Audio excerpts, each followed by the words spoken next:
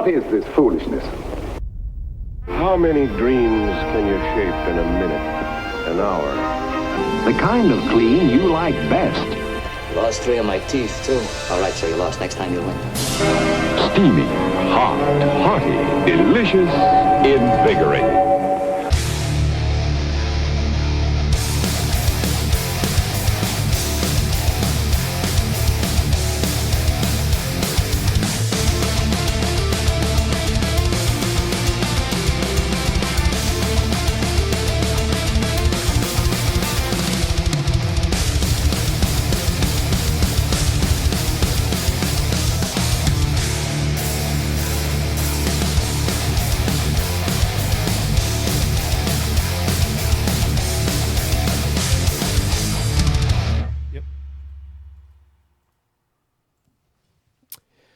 Folks at home, how you doing tonight?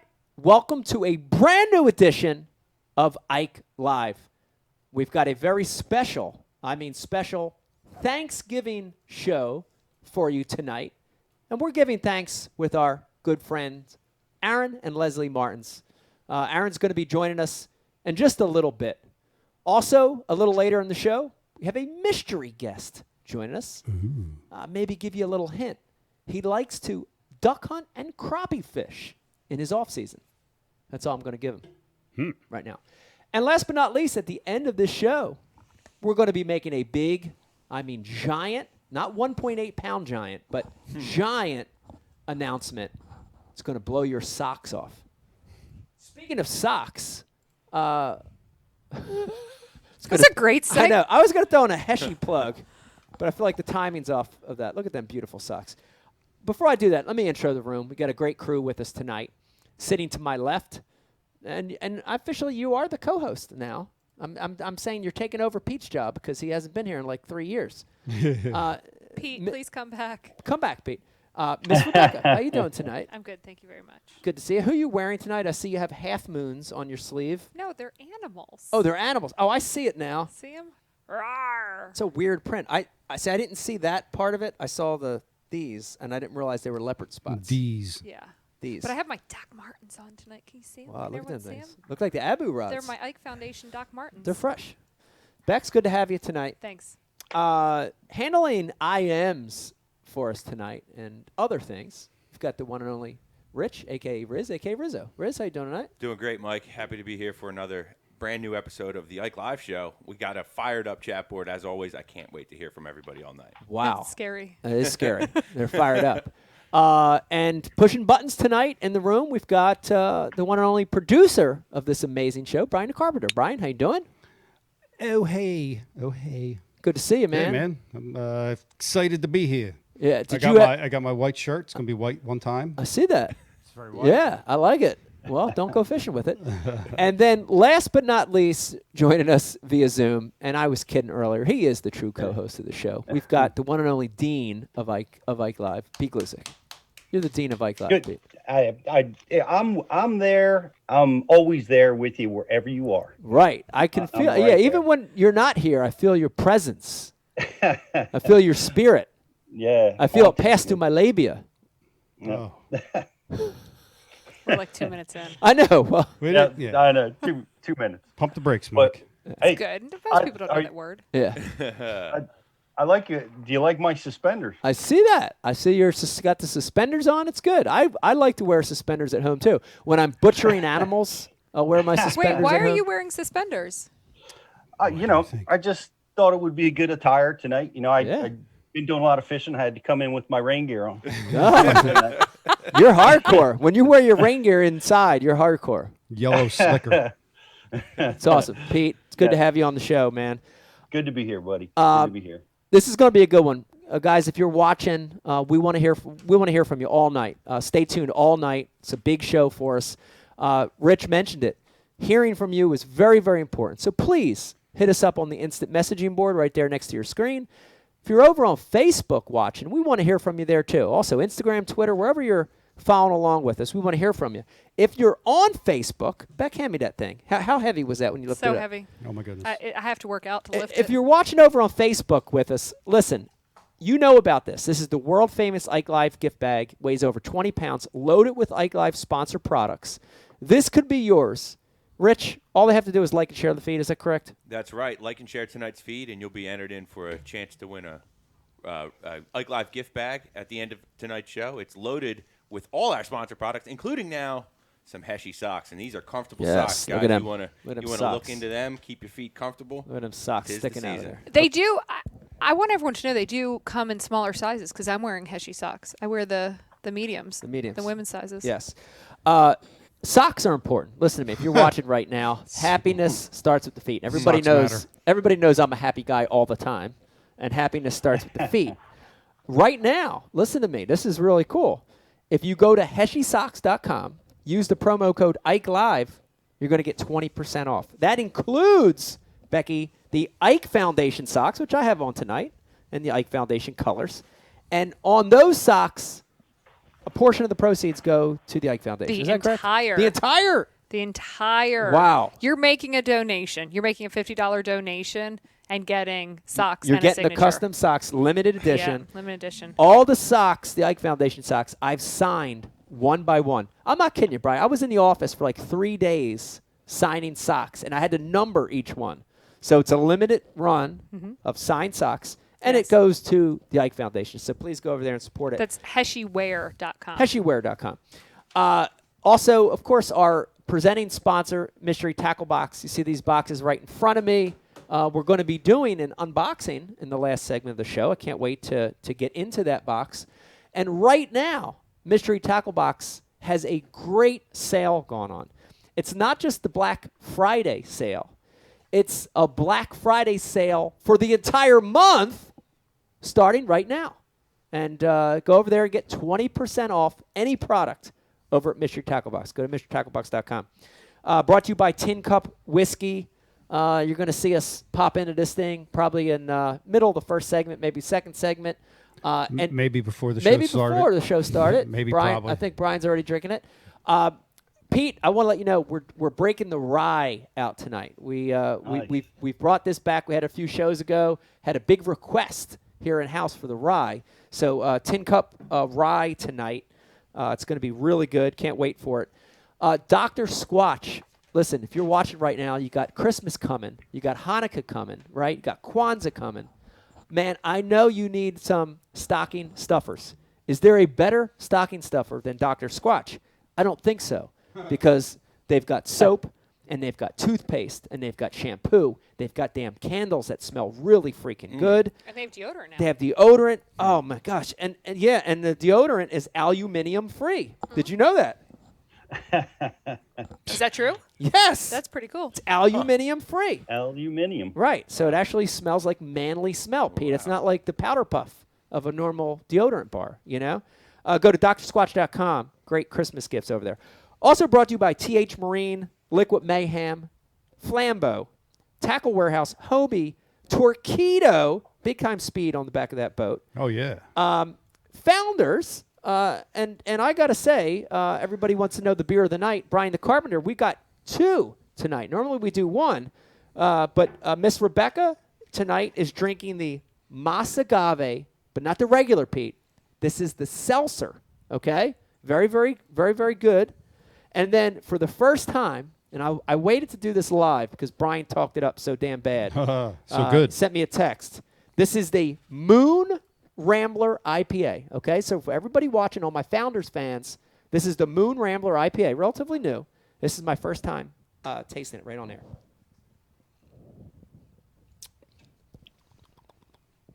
Oh, yeah.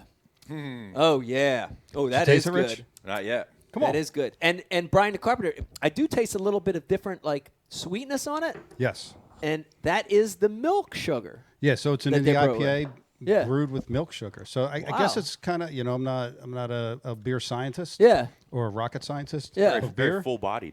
Yeah, but it does have that nice little Wow. like a milkshake Really IPA. good. Most delightful. Shout out to Founders for making another great damn beer. It doesn't have the that Moon Rambler. overly hoppy No. that That's IPAs right. have. No, the sweet cuts it a little bit. Sweetness. And then last but not least, brought to you by Bash University. And Pete, I want to corner you. Got some good things happening. We keep talking about Christmas gifts and holiday gifts.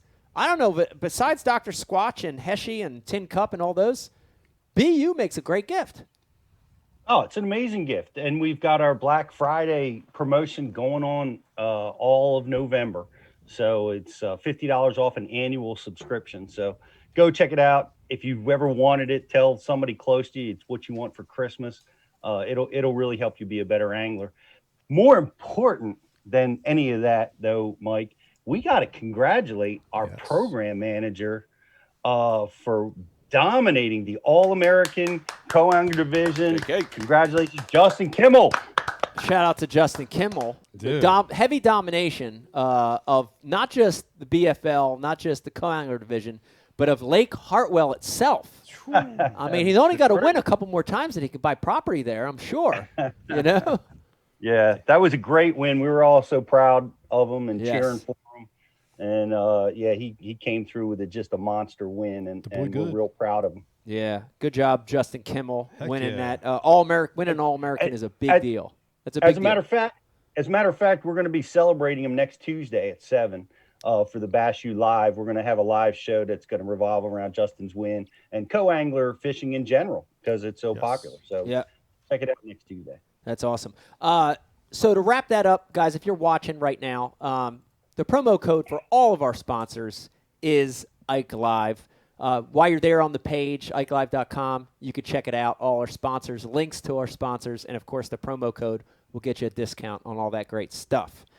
This is going to be a good show, Beck. Yeah. I'm excited. We've had Aaron on before, and Aaron is a friend of ours, but I'm excited. Every time he comes on, I'm excited. One of the reasons, I'm going to corner him about this, too. You'd never quite know where the conversation goes with Aaron. And I love that about him. I love that. Like, I have very detailed notes. I put together, I have like these 10 questions. Throw 'em out. Very detailed notes. You might get through two. We could probably just throw them out. And I love that about Yes. Aaron. Who knows where the conversation is going to go tonight. He's the best. Yeah. always Also, mystery guest coming on and a big announcement in the final segment. Before we get into the show, I do want to thank our military. We just had Veterans Day just a little bit ago. Want to thank our military active and veterans. Thank you guys, men and women. Thank you for what you do. It's a crazy world. Every time I turn on the news, it's getting crazier. Thank you to our policemen, our firemen, our EMT, first responders, doctors, nurses. Thank you guys. Super, super crazy world. And teachers. And teachers. Thank you, Oh, teachers, God, yes. for please Yeah. letting our children go to school. Oh, God. Yeah. Teaching is a tough job. You're like a first responder now if you're a teacher. You're like on the front lines. God, it's Beck. a tough job. So Logan went back to school today. Yeah. For the first time since March when they shut down. Yeah. Shut down again. Yeah. One day. They got one day in. One and they day. Shut back down. Just like dipping your pinky in the water. Like, And he enjoyed it. He was glad to be back, even though Yeah. it was a much smaller classroom. yeah. But some knuckleheads sent their kids to school with symptoms. Yeah. Oh, So I man. guess we do it based off of, a level system. We'd been at green and we'd been in a hybrid. The kids were going twice a week. And so they asked the parents, they sent out a survey, what do you want to do? The parents said, we want to send them back 5 days a week. Literally, as we were sending them back, we went to yellow. So the superintendent had to send out a letter.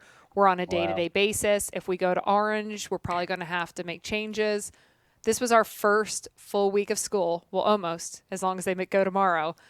And we got the letter tonight that we've gone to orange. Cool thing is, for those of us with little people, our kids are still going 5 days a week. They don't see the little guys as being at high risk. All the middle school and high school are now back to the hybrid. Yeah. So supposedly next week and after Thanksgiving, well, I guess that goes into effect on the 30th. When's that? After Thanksgiving. Yes. So they're going to let them finish out whatever those couple days next week.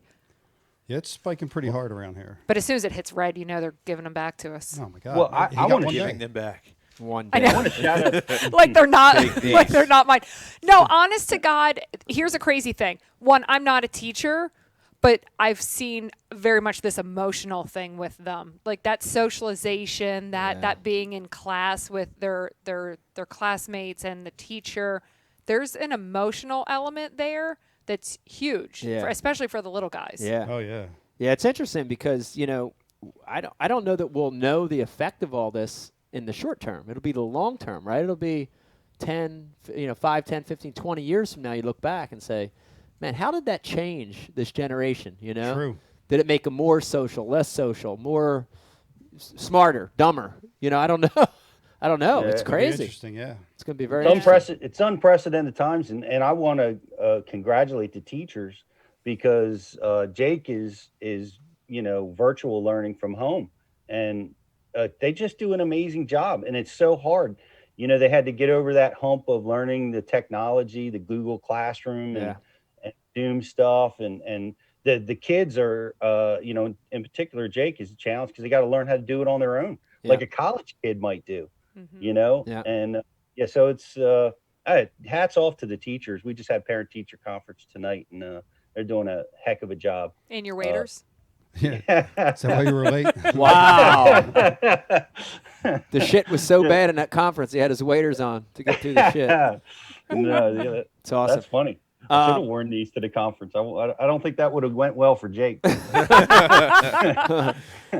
have an update on a couple other things here too coming through. Brian the Carpenter. Yes. We've got. We mentioned Justin's big win at BFL. I wanted to announce we had Bass College champion today. I watched a little bit on live. Yeah. Dude, very exciting. These were two college kids. I watched for about an hour. Two college kids going head to head with a MLF style format, but 5 best instead of overall numbers. And I'm watching these kids battled out on, I think it was one of the Alabama lakes. They were catching mainly spotted bass. Dude, they're slinging DTs. I'm like watching them and like their style, their rhythm. I was like watching a guy reel and like pause and stutter stop and move his rod. And I'm like, holy hell. Yeah. I'm like, this kid's a college kid. He's got it. And like they're doing these things that are like pro guys aren't doing. And it was very, very exciting. But at the end, it was really close this year. It was like within a pound. Yeah. You got to see the emotional high and emotional low. I saw of these Ronnie two Moore's guys. post made it was comment about that. Yeah. It was unbelievable. But I do want to congratulate the winner. I don't even have his first name. McKinney is his last name. Nice. Maybe we can have somebody watching. Dude, we had him on. Did we have him on? I bet. Yeah. Dude, he was really, really unbelievably talented today, as was the guy that came in second. And want to congratulate him. It was awesome. It was awesome to watch it, man. I think this is, I hope, where the sport goes. Like, can you imagine that? Like other professional sports, high school, college, semi-pro, pro. Yep. Eventually when we take away those entry fees, that's the way it should be, and it's amazing. It's amazing to see it. Good for him. Yeah. Yep, Trevor McKinney. Trevor McKinney. I'm pretty Shout sure out we Trevor. had Trevor on as a high school champion. Wow. Yeah. He mentioned that today too, that he had won at the high school level. I And bet he you we mentioned did. Ike Live and Brian the Carpenter. He didn't. He Wow. didn't mention that. He did. He did. You didn't. He It was did? the edited version you heard. Oh, okay. Yeah, they cut Yeah, that because out. anything to do with Ike Live or me, Bass will immediately cut out, as will MLF. So we're pretty Hey. much on our own these days, That's Brian. all right. You know where we're not on our own, Mike? Where's that? We actually still have a secret guest. We do, yeah. Word is that Jimmy Houston might still be on our Jimmy's still on, Pete. Hold on. Really is. Hold on. So Everyone, Let him on. hold on. You hear that? Hold on. Might I be don't Jimmy's know. dog. Top 5, one of the best Oh, moments yes. to ever happen Oh, on Ike God. Live. That was incredible. Yeah, it just has to happen. Dude, you I can't l- set it up. I went back and watched it. You sent me the link. I went back and watched it. I laughed so I was so hurting so bad. Beck was sitting next to me, and I'm slapping I her had leg like bruises. because I can't breathe. It hurts. It gets so tight. Dude, imagine, like, this is the guy we grew up watching. This is the guy we grew up idolizing. And here he is sitting in the background, creeping. Creeping on us. And his damn Eating his dog. He might have done it for an hour if his dog didn't give it away. He couldn't hear You us know? the whole time we're interviewing him. No. But then And he all heard of a us. sudden, Yeah. there he was. It may have been an act. It may have been an It act. was amazing. I'm not sure. That was fantastic. I also want to give a quick update on something that happened, life-changing event that happened for me last week, Pete. I was down in Florida. Becky's pregnant. No, Becky's not pregnant. That keeps coming up. Has come up in Congratulations conversation in several advance. times in the last few days. Like that's what people think the announcement is? No, I don't know. We've talked about pregnancy in the last couple days. We have? Did you guys pick Yeah. out names? Was I awake? Like yesterday, we were talking about when you were pregnant with Stella in Vegas. Remember we were talking. Anyway, it's not that. Congrats. I was in Florida last week for something that I can't talk about. But while I was down there, I got a chance to fun fish for 2 days, and not technically just fun fishing. We're actually filming. We're filming for an episode of Barstool Outdoors. Ooh, Shout out to Ben. Also filming for Going Ike down there with a good friend. Pete knows who I'm talking about, Cody Detweiler. Of course, Pete, you know Mark too as well. And I had 2 of the best days of bass fishing I've ever had in my life. That's it. I'm telling you, that's not a joke. I'm sitting here looking you dead in the eye, looking everybody dead in the eye. 2 of the most phenomenal days I've ever had bass fishing. And caught over 60 one day, caught over 30 the next. So we're talking about 100 bass in 2 days. And my 5 best the first day I fished with Ben was 30 to 31 pounds. My 5 best the second trip with Cody, we scaled them, Pete. We put them on the scale. This is legitimate. 41.8 for 5. 41 pounds. 41.8 for 5. I've never in my life caught that many big ones. It was incredible. I can't wait for everybody to see the Going Ike video. I cannot wait. I'm so excited. It's probably a week or so away from edit. Can't wait to show that to you. And I also can't wait for the Barstool Outdoors video with Ben to see that. Unbelievable. As much as I hate Florida, I got to admit, there's some awesome fishing down there. We got to Awesome get fishing. Ben on. Yeah, Ben's pretty Ike rad, Live. man. I'm a big fan. I love the way he runs that site. Yeah. That page. Yeah. Yeah, Barstool's cool because he's very fluid. You know, Yeah. he's not doing one thing. He's doing a lot of different I stuff. like the outdoors page. Yeah, I don't outdoors care for page the is other good. stuff. Yeah, yeah. We won't get into that. Okay, we won't get into that. on. But incredible, look huge, Mike. incredible experience. It didn't look like you had a big fish. It looked like they were all like 9-pounders. No big one. No big one. Give me They a were all second, 8. Pete. They were all I'm PBs. going to read it to you. And our goal was to try to catch a double digit. And that didn't happen. But nonetheless, here they go. You ready, Pete? Still have it on my phone. And by the way, this is the 5 best. The small one before this was 7-11. So here you go. You ready? 890 831 859 806 and the little guy Little guy. 795. Just Dude, petite. is that not disgusting? That's Jeez. crazy, man. It's disgusting. Yeah. Yeah. Every one of those big ones came punching too. Wow. Is that right? That's how you call Dude, it? and Pete, you know, you punched on the Potomac this year. You know how exciting that bite is. Dude, there's nothing in the world I'd rather do than throw a big weight in a mat and watch that mat shake before you even feel the bite. Do you have any bruises on your ribs? Oh yeah, dude, afterwards from I digging was the hook? oh yeah, I was bruised up. I cracked them. I lost a few That's that, awesome. that might have been even bigger. I don't know.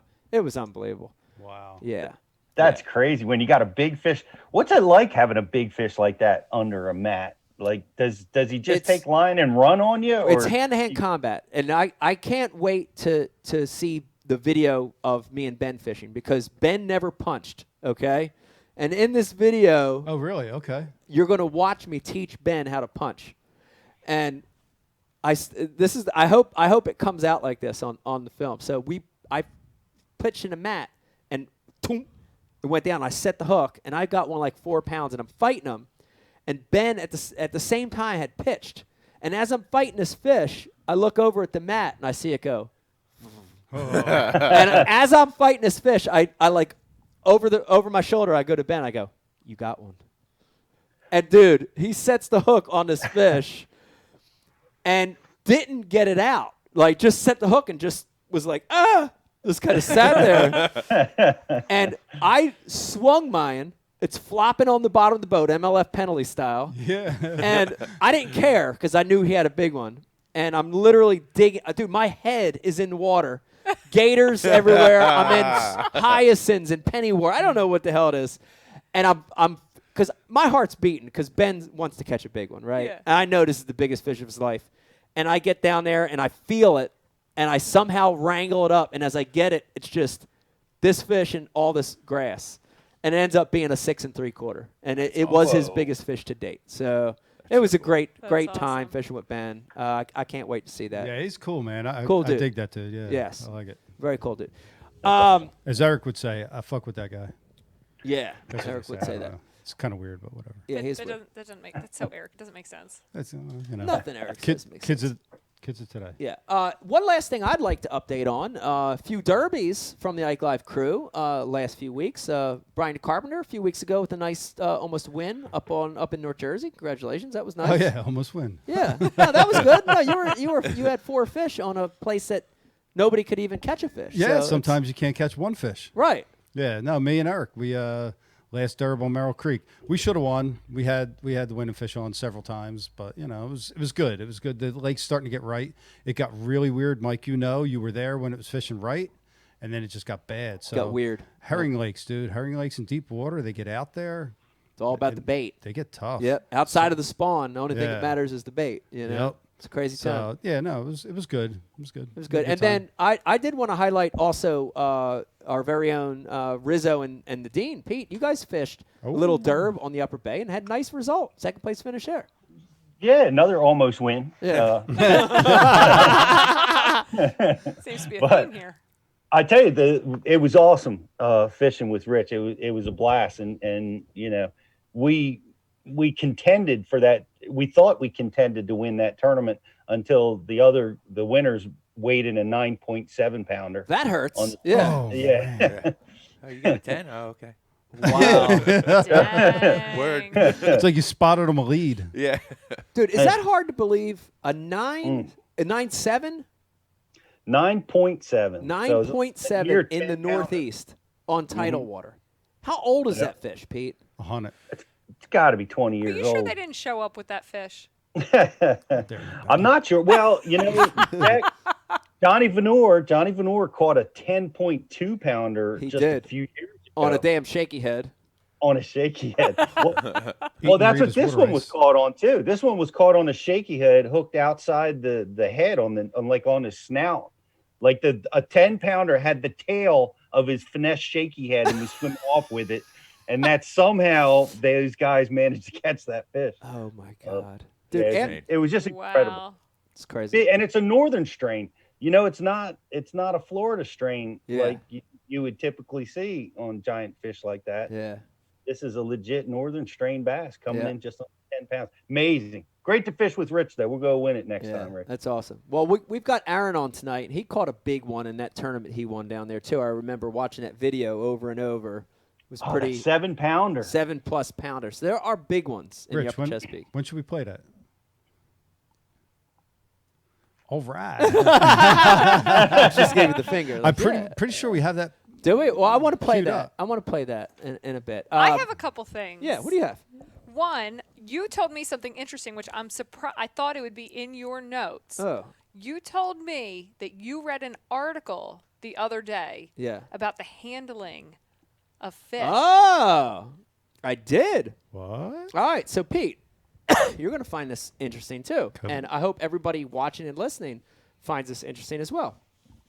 So I had insomnia one night, and you get on this maze of Brian. Yeah, you went down a rabbit hole. Went down a rabbit hole, and on Facebook I found this article, and so it wasn't porn. It wasn't porn. I Good found for this you. article, Good for and you. it was published several places, of viable places. One, I think I saw it on Wired to Fish. I saw it on, may have been Bass Fan. I saw it several places, but it was a group that worked with biologists that it was the first time ever that they did a study on handling bass. And it was, so I'm like, oh God, I get fucking murdered every other day for the way that I handle bass, for this and that. You're holding him too high. You're breaking his jaw. Fuck you, whatever. So I get murdered every other day for this. So I'm like, I got insomnia, and I'm like, Just tell I the need, positive all right, I need to read this. And I'm like, oh my gosh. Make a long story short, the thrust of this article, Pete, working with biologists and like a bone specialist, and dude, they x-rayed these damn things and everything. Like, this was a real scientific study, is that no matter how you handle the bass, from a bass that's 2 pounds to a bass that's 8 pounds, there was no negative effect of lipping a fish inward, outward, holding them up, holding them down. None. There was no bone damage. Wait, are you trying to tell me that meme that everybody shares with this and that is a lie? It's a lie. It's a lie. The only damage was soft tissue damage. Okay. There was a little soft tissue damage, which later in the article went on to say that was non-life threatening and normal stuff that happens to a fish in the course of its life. Like cartilage in his jaw, or no, soft tissue. No cartilage or bone was damaged, no matter how they held the fish. Didn't matter. So that is a very, very interesting study. I thought it was an interesting. And the middle finger to all you haters out there. And I suspect you may have ghost written that article, Mike. I might have. I may have. Oh, the conspiracies. It is an interesting. That's interesting. It's super interesting, and it's because it's crap. So that thing about dropping the fish in below the gunnel didn't mean anything? Nothing. Okay. None of that means anything. I don't know. Per the article. Well, per a scientific study Yes. of handling. Okay, so my last thing, and then I'll shut up the rest of the show, How dare you? is that I forgot to share this on social. I'm the worst on my own social. But I was interviewed on a podcast. We all know Blonde Girl Behind the Scenes. Oh, yeah. Yeah. I'm on the podcast today. That's Oh, awesome. cool. So what? Tell me about it. I mean, was it? I talked you've a lot. done- I listened to it, and I'm so sorry. I talk a lot. Yeah, but you've done interviews before, but usually you're on the other side. You're asking the questions. How was it to have it flipped on you? It was very interesting. It's funny because when I'm on Ike Live, I guess because the way we banter and we all know each other so well, I feel like it flows very well. But when I listen to myself on a podcast getting asked questions about myself, I found myself to be very uncomfortable at the beginning. Really? Were you And then I clamming? must have shocked. eased up a little bit, but I think, because you're worried about what you Did say. you- did I guess you I have- don't worry about what I say on Ike Live. Sorry. When you were doing the interview, did you have your hands under your armpits? Were you shaking like Yes, Brian the Carpenter very does? Mary Catherine Gallagher. Wow. So Yeah. who else has ever been on her podcast in this room? Were you on, Bri? Another woman Brian. on. Dang it. For the women, Yeah. How long was your interview? hour and a half. Yeah, Dude, mine was an hour and a half. funniest I was thing. like, that's a lot of the talking. entire time Brian was on that podcast, she thought she was interviewing Julia Roberts, not Brian. The entire time. I'll take that as a It compliment. wasn't until the very end that she realized it was Brian the Carpenter. Hey, whatever. So if you need something to put you to sleep tonight and you want to listen to me talk, you can listen to me talk. There you go. That's right. All right. Let me remind everybody real quick, you're watching a brand new Thanksgiving special Ike Live show. We've got Aaron Martens joining us just a second after this break. Also have a very special surprise guest coming in right behind Aaron. And last but not least, a giant, huge, groundbreaking announcement at the very end of the show. Brian, what do you I got? just want to say, Becky's got a good story. I would listen to that. Yeah. Yeah. No, I'd listen Yeah. to it. I want to Yeah, listen to it. she's a yeah. baller, dude. Well, I know your story, most of it. Becky, was it an interview about your business savvy, or what were you guys talking about?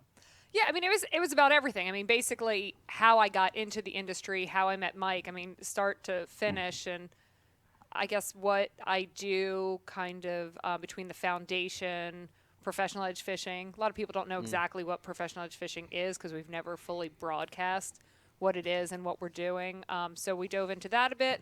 The foundation, about the kids. She asked interesting questions. What do I want my legacy to be? And yeah, it was actually really good. I think all of you would be very shocked at what I want my legacy to be. So if you at least go to the end, you might be surprised. Yeah, I don't know if I got that question. All right, commercial time. All right. We're 20 minutes late. I know, we are 20 minutes late. We're going to take a little break. Hang in there with us. When we come back, Aaron Martens joins Ike Live. See you in a bit. 4.5-inch drop shot worm, Bama bug.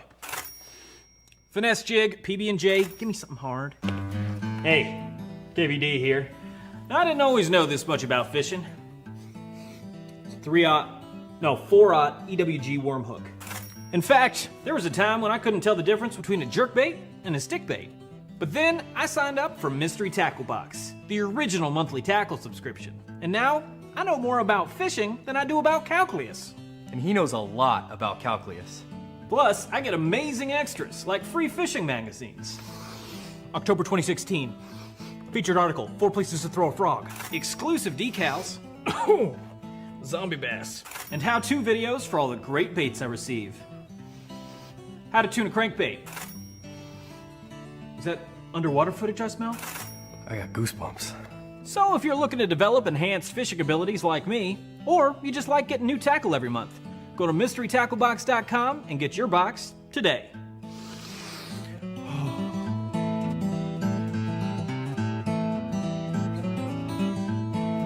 Ooh, live minnows. Is it lunchtime already? Nature's candy. Oh. Is he in my pocket? There's a special place in our hearts for the tools of the trade. They're what we prep for a good day on the water. They're what we clean after a good day in the field. Flambeau's patented Z-Rust technology protects the gear of today from rust and corrosion. Z-Rust, for the performance of tomorrow. Preserve, perform, repeat.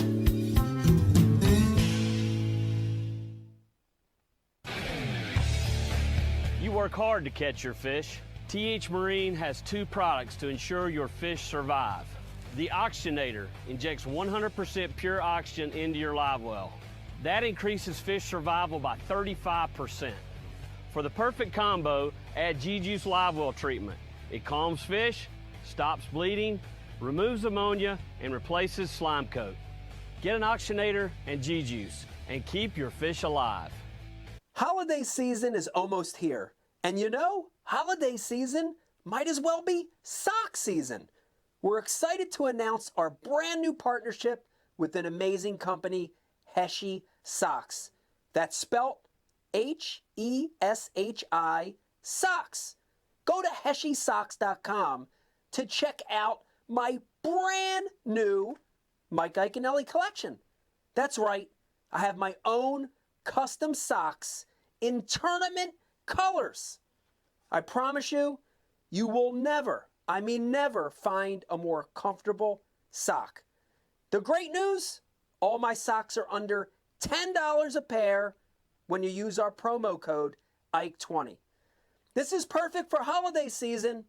Go to heshysocks.com, use the promo code IKE20 to get the most comfortable socks in the world. 4.5-inch drop shot worm. And we're live. Hey, everybody. Welcome back to Ike Live. You're watching the brand new show. This is a Thanksgiving special. We're giving thanks to everything, including now knowing that you can't hurt a bass by lipping it. That's right.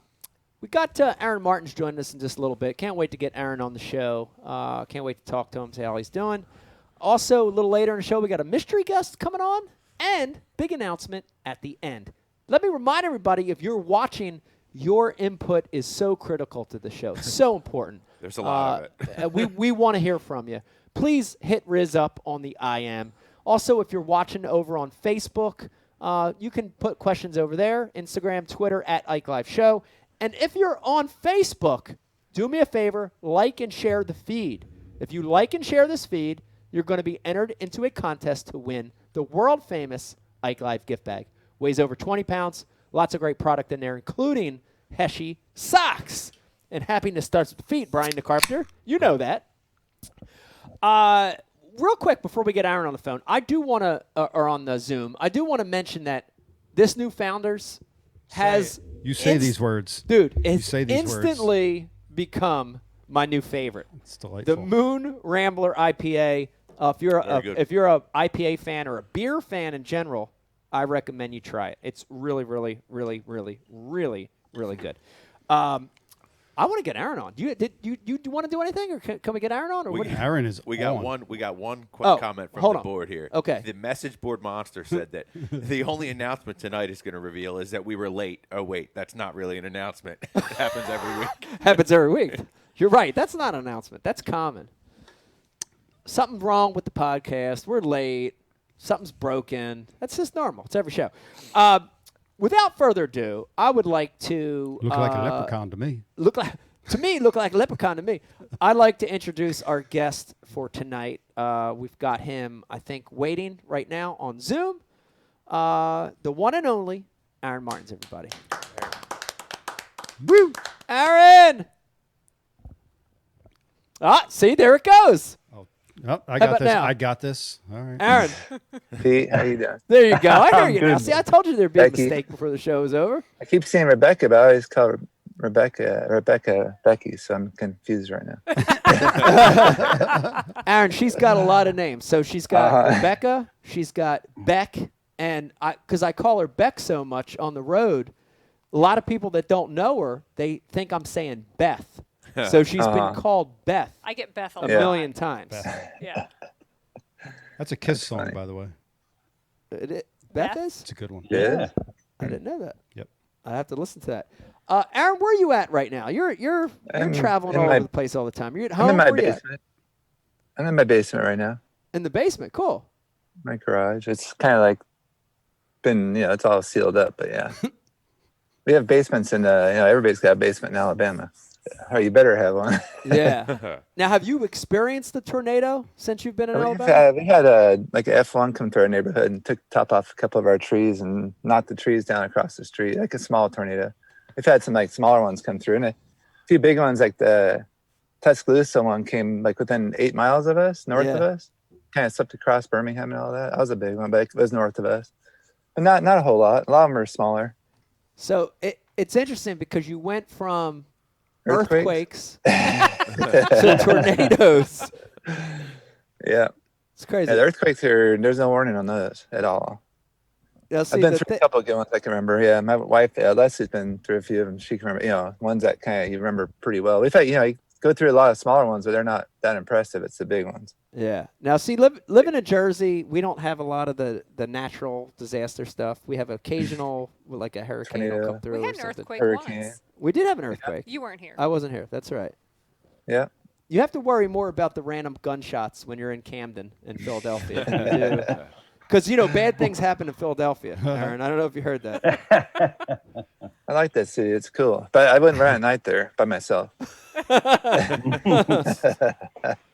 Oh, my God. Aaron, I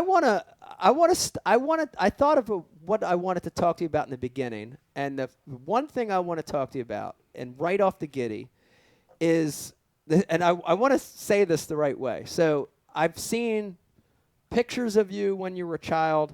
I've heard interviews of you talking about you being when you were a kid growing up. And you remind me as a kid of my son Vegas so much. It's unbelievable. Like adult Vegas? No, you as a kid are Vegas as a kid. It's uncanny. I'm telling you, I just imagine this in my mind that the way Vegas is now is exactly how you were as a kid. And let me give you a couple details, and you tell me if this was you or not, okay?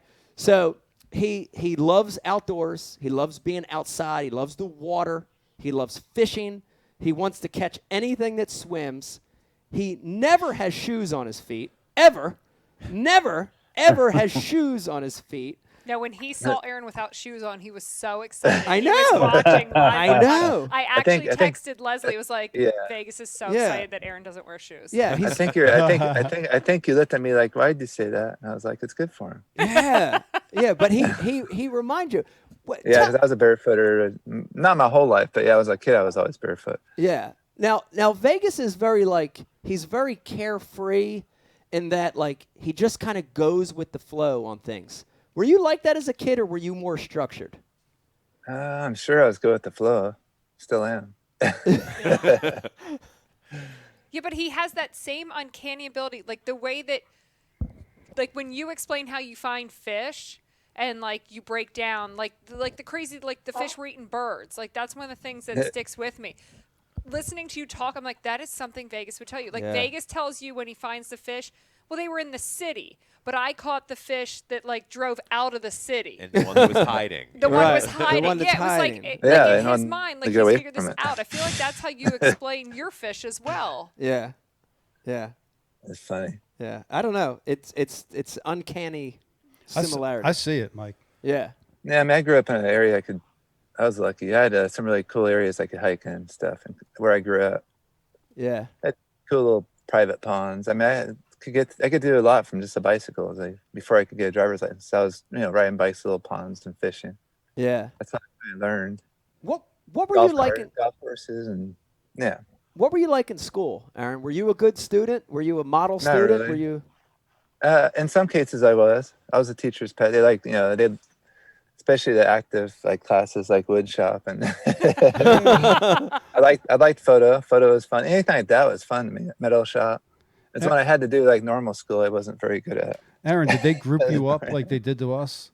Mike, remember 6th to 8th grade, they had us in A group, B group, C group, D group, and They put projects us in group groups. and E group. Yeah. I don't know. Padded room. I grew up with in the valley, so I think 2/3 of our classmates in our schools were from like LA, so they bussed over from LA, and I don't remember that. It was just a big mixture, black, brown, white, didn't matter.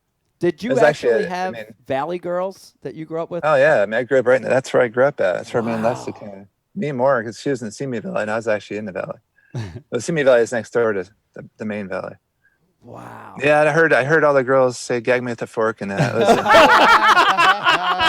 It never sounded cool to me though. It was always really annoying when I heard it. And they say because you'd hear it so much. I never said that, but me and my wife found it. We both talked about it. We found it kind of annoying. What an error, though. That 80s, early 80s to 90s time frame. Yeah. Great error. I think. I was like, bell bottoms and stuff still. Levi's bell bottoms. It's crazy. Weird stuff. You remember Pete? 505s. I used to wear all those. He was already out of college by then. I was graduated by then. Job, but it was second job. hey. I graduated in the 80s. I graduated high school in the 80s. I went to college in the late 80s. What's that? What 80 what? When did you 85. graduate high school? 85. I was 90. I rounded it off too. 1990. Look at that. Yep. Right on. Dead on. Shout out to 1990. Rich, what year were you born? 90. Oh, God. Aaron, Rich was born in 90. Dude, how is that possible? God damn it. This makes me feel bad. He might have more gray hair than all of us, too. He might. That's For sure. impressive. I know. I'm gray like hair? the Benjamin Button of hair. See, I actually started with gray, and I'm just working my way back to At brown. least you have hair. That's good. All right, so, Aaron, getting back to the Vegas analogy. So right now, at this point in time, like literally I asked him like a day ago, I sit Vegas down a lot and I say, what do you want to do when you grow up? What do you aspire to be? And he always gives me 3 things. He doesn't just have one, He said, well, I want to be a fisherman, I want to play soccer, and I want to invent things. And I'm like, man. It does sound like what me a lot. I'm like, what a great aspiration. I can't ever say one thing either. It's funny. Yeah.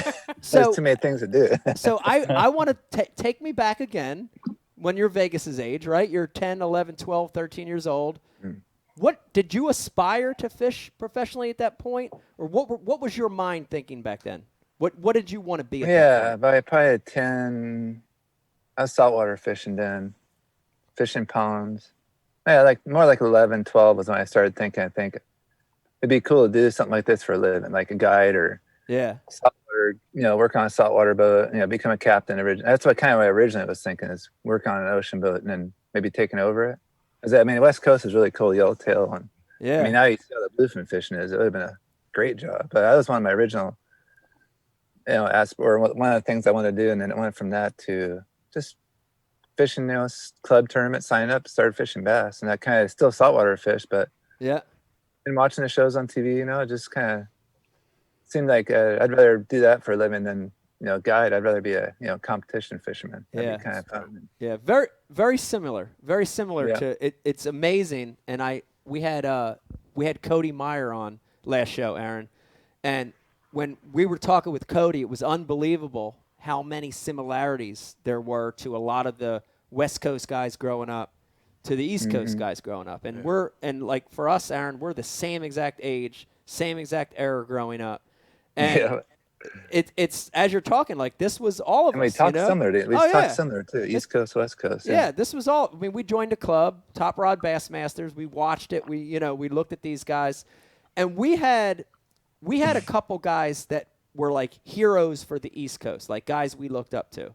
There were the national TV guys, but then there were some other guys like Randy Blockett was one. Yeah. Rick Clunn, was always a guy we looked up to.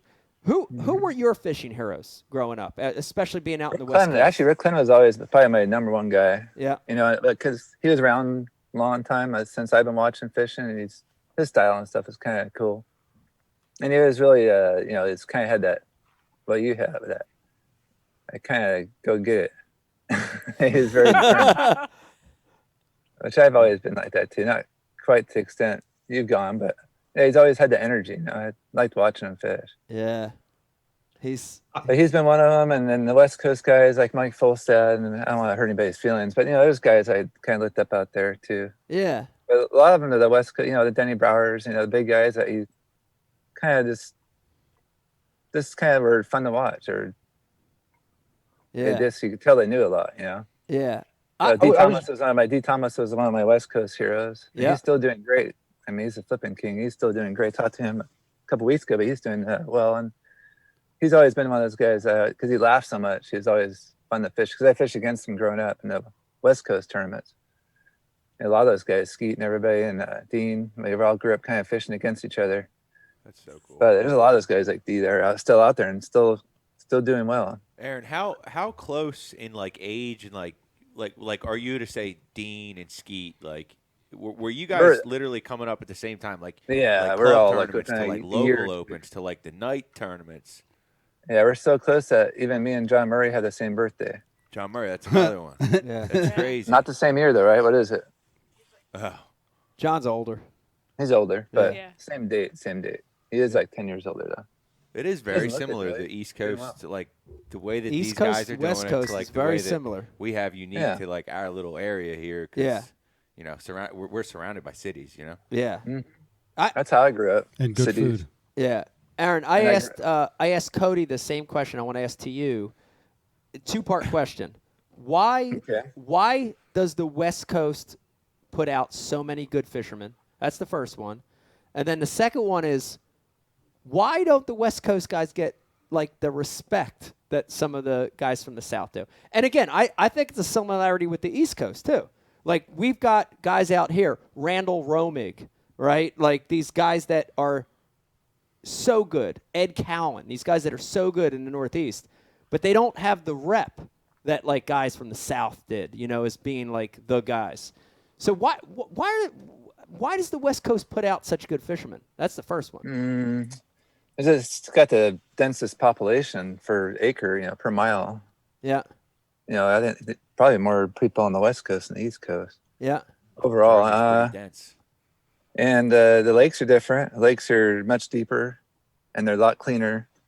You know, a lot of the lakes out there are 300-400 feet deep, even the small reservoirs like Castaic, Casitas, when they're full. Yeah. You know, they're getting close to 400 feet deep. Small lake, 2,500 acre lake, 2,400 acres, and they're all like that. They're all so they do fish different. They're fish behave differently. I think maybe the clean water, the clean bottom, you know, a lot of rock content. It seems like noises travel. Fish are a little harder to catch. Like they know you. They always fish kind of that they're scared of you. Like they know you're there. Yeah.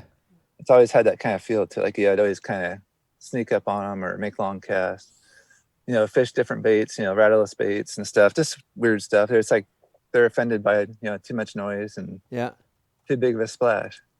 So it makes you more of a, you got to finesse fish a lot out there. You have to, which is a shame, but it's just necessary. Drop shotting, split shotting. Back there was when I first started for years, it was like split shotting and little jig heads, like little dart head with ringworms and stuff. It's kind of always fit, and it still does fish that way. Yeah. But we had, it's not all like that everywhere. But a lot of those lakes are like that. Yeah.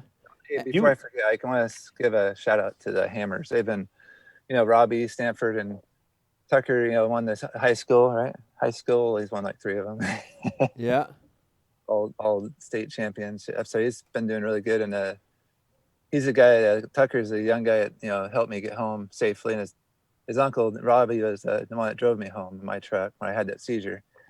Yeah. So I wanted to put our hands out, a shout out to the Hammers. There are guys like Joe on there, and they've been a big help through this process, because I can't go anywhere alone still because I'm not really safe. And I've been illegal to drive for a while, but still too much going on to really go somewhere alone. So they've been my fishing buddies, like brothers to me. They keep up with everything that's going on.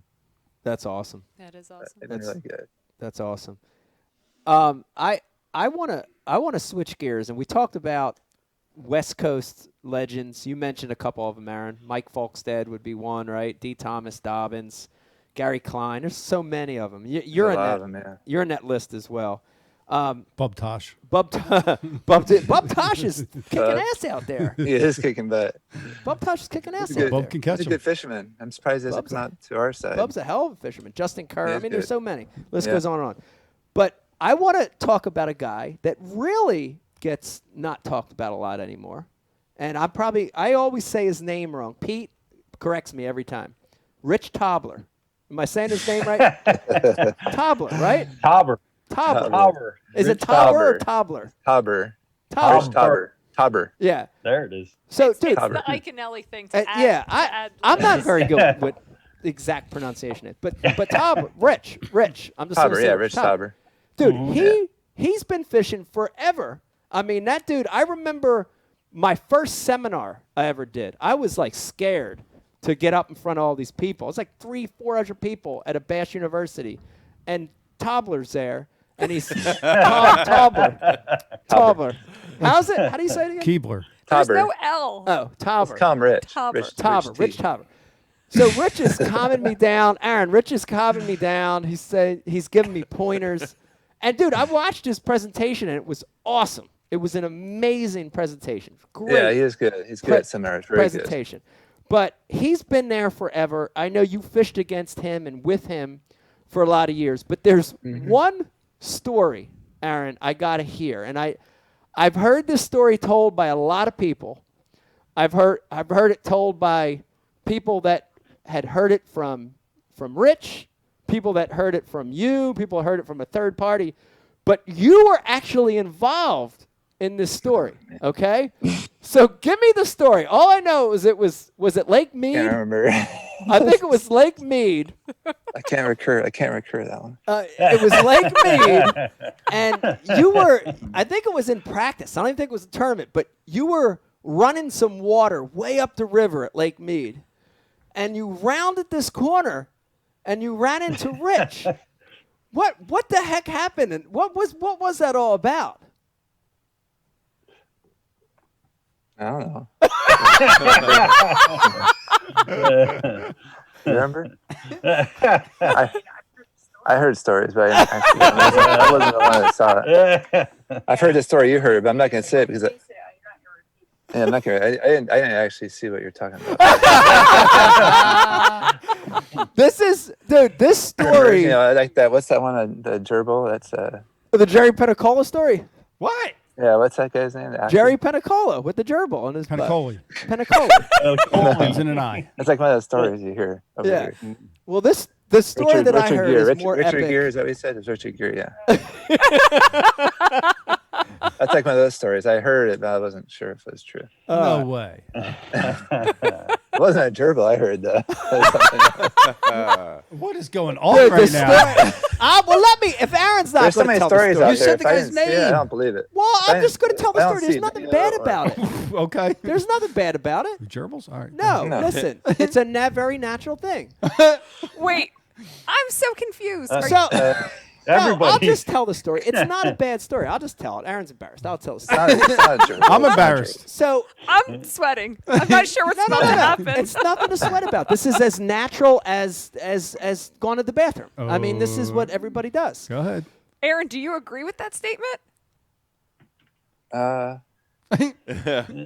hear this? No. I think everybody did that. All right, Silence so is the best option here. I'll state it as a rumor. What's The the lake? rumor is that God. up the river, way up the river, windy river, way up in the middle of nowhere, That's not right. another Oh my God. soul for 1,000 miles. Let's get it on. You come around the corner, and there's another boat there, and you know how you come around a corner and it's like a sharp corner, so Yeah. you're like right on top of the guy. So you come around the corner, there's a boat there. You come off pad. Yes. The boat comes down off pad. The wake still comes down, and you look, and there's Rich, and he's butt ass naked. He don't have a stitch of clothing Oh, on. my man. And that's, to me, that's the most natural thing in the world. So he's just fishing naked. That's Randy Block. I know Randy Block does that. He does. He capitalized on the moment. Yeah. He capitalized on the I moment. like this guy. Yeah. Yeah. Well, I mean, you're out there in this desert lake, so I guess you could see people doing that maybe. You're trying to get rid of tan lines. I mean, there's nothing out there. I mean, I just want to know what the You don't breeze expect feels Iaconelli like. to come flying around a point at 65 miles an hour. You go on that point so fast. I think I would. If you were going to do that, it would be the best place to do it, though, like Mead or have it. So if you're watching right now, the lesson so far is if you're going to masturbate naked, do it on Lake Mead, as far up the river as you can get. I think that story, Brian, I think that story is as epic as some of the Byron Velvick stories we've heard over the years. I'm a big fan of Rich Tobler. I've always been a fan of Rich. What's his Well, story? I'm not That's- really sure that's who we're her talking story. about because apparently there's two Riches. There's Tauber and Tobler. No, they're so- one and the same. Yeah, I think they're talking Tobler. I've been here. It's I've same never per- heard of Tobler before. He's gang. He's Except like- for a baby toddler. I like them. I do too. Go with Tobler. Go with Tobler. Go Tobler. Let me remind everybody. If Anybody you're- got his contact info? No, well, we can get it. I'm sure we can track it down. Oh, yeah. If I have you're it. You want it? watching Well, right wait, now, I'll ask him first. if you've got any questions or comments, if you've got a question for Aaron, please hit us up on the IM. Rich will pass it through. Rich, let's do a little IM catch-up for Aaron. What do we got? That's right. The guest on the message board, he didn't have his name put in here, but the guest, he knows who he is, wants to know, Aaron, he's setting up a fishing spot in his basement. Do you have any suggestions for him on ways he can set his basement up for his tackle efficiently? Beer fridge Oh, man. and a recycle bucket. It's all a pain. I mean, I got boxes, those big containers over there. I put, plenty of boxes inside those, stack them in. That pegboard's nice. You can kind of put your, like me and Ike did, a lot of stuff in boxes from the factory, from the companies. And that makes it nice. It's like you can set it up like a store, which is probably the neatest way to do it. But it's hard. I do it a bunch of different ways. And the Mac Attack on the board also wants to know, is there one particular bait that you've been searching for lately that you can't seem to add to your collection? No. Nah. That's my own. Got Well, it. my own company did. Riala's has one of these. That's a new one. I love my new square bill. I'm being honest. It's actually really cool. But there's a Aaron's Magic one they make. Oh, did I show you that one yet? I don't Yeah, have come it. on, That say one. it. I think I Aaron's ran it. Magic and a crankbait. Oh, you guys have no idea. It's so good. It's Aaron's Magic. I know. Wow. Oh, Even pretty I good. know Aaron's Magic. I know. It's a. yeah, Whoa. it's a good color. I've been actually using it a lot. It's, I want to order some, so I give one to Ike, and they didn't send me any. I think they're out of them in the square bill. I wanted to give some of my buddies like one to try because it's actually a kind of neat color. it's unbelievable. That is cool. It's a great segue to one of the questions I had, since we got all the baits hanging there, and you mentioned the color. I want to know this, Aaron. You've been a lot of pro anglers. They just use what the sponsors give them. They use what's out there. You've been one of the guys that has been very cutting edge, and I love that because I'm the same way. Like you're tinkering, you're cutting, trimming, filing, you're customizing. So many baits over the years have been attributed to you. Even if you didn't develop them, they've been attributed to you, Yeah. right? Drop shot, fish head The spin. hooks. Shit, you used a fish head spin and almost won before anybody knew about it. Scrounger head, Scrounger head. custom colors, Aaron's Scrounger head, Magic, all these. The old saltwater scrounger is an interesting story I tell sometimes. The first fish over 10 pounds I caught was on a scrounger. Wow. I was young. I was catching one of those in California wasn't hard to do. How old were you? That's what I was trying to remember. I think I was like 10 pounder. I think I was with Mike Breakbill, the guy that does the colors for RoboWorm. I was young, probably 14-ish. Wow. But Wow. 10 pounders out there at that time were nothing. Wow. It really was nothing back then. Dang. I got the tail end of it. I got I don't know how many years. It was crazy when I grew up fishing out there, but it was at the tail end. It was really good.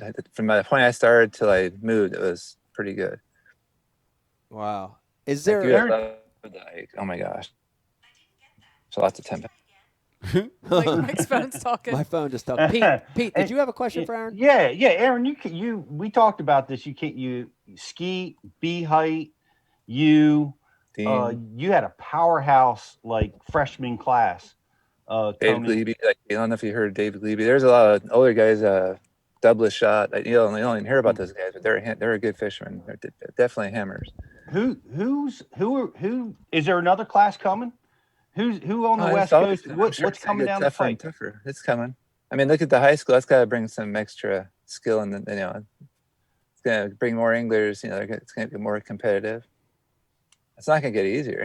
Yeah, I thought there might be another class out there that you were looking at that you could like clue us in on, guys out there on the West Coast that are cleaning up right now.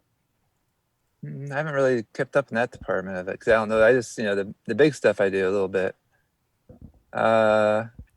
I mean, this Tucker guy I've been talking about. Tucker Smith. He's definitely one of those guys that's going to be coming up.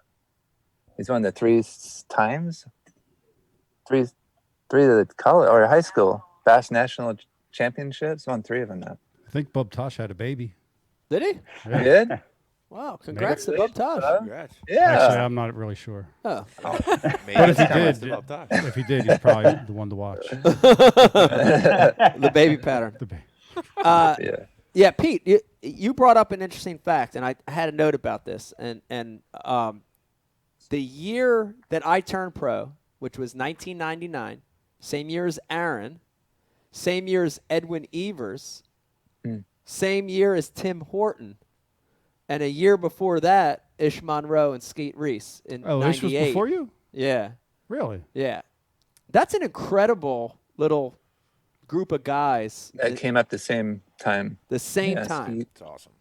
The same time. No. I wonder, I mean, if you look back at the stats of that, how many AOYs and combined classics are there across Bass and FLW and MLF?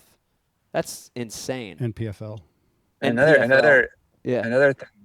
Yeah, that's crazy. Yeah, the one classic I did miss in all the years I fished, and I made a lot of them, except for one, and that was the one that Ike won. I wasn't at that one. That was an epic one too. I missed that one. Were we at the Mardi Gras? Did we go down there? We were there. I wasn't fishing though. I was working that one. You were working Crown Royal that year. Yeah, so I was busy. Yeah, I remember that. I didn't drink a lot of Crown Royal though. That's a funny sponsor. That's what got me on the road. That's what made it able for me to get on the road quicker than it would have been tough. That's why it's so tough for West Coast guys to make it. Either gotta win a lot of money or get the right sponsors, and it's tough, a lot of money. Yeah. Yeah, I never drank the stuff. It's funny. That was my first real big sponsor. I'll drink it for you. Brian's gonna drink it. Aaron, I wanted to get back to the bait thing. Out of all those baits you were involved in, and you're involved in some now, right? You're doing stuff with Picasso, Realis right now. Is there one that stands out that was your favorite bait to be involved in, your favorite innovation, or your favorite one to bring to the public? I mean, I did a square bill. I know you have too. That's been a good one. It's worked really well. This big dude right here, I kind of had a lot to do with it. The interior, that's like a 1 ounce lipless. Is that the 100? Okay. Apex, that's mine. But that's I just kind of took what they had and just kind of played with it. That's kind of cool. I'm sure Ike, you know what that's like. Oh yeah. And lots of stuff like we're having. I'm trying to think. We got some new stuff coming out, but my favorite, I got some new stuff coming out.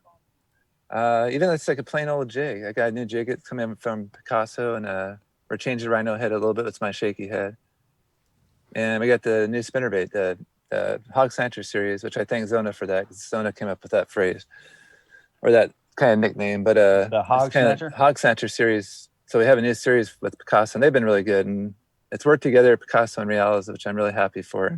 Yeah, happy for a lot. They make something like that work, and it's pretty awesome. What kind of jig with Picasso, Aaron? It's like a flipping jig. Okay. Nice. Titanium weed guard, so that makes it different, and it's kind of a cool shape. I was listening to you on Straycast. You were talking about how you were hating on the Alabama rig. I'm glad I don't have to do it. I'm glad. Yeah, your comments were that you it was unfair. It was too easy, the Alabama rig. And my question for you.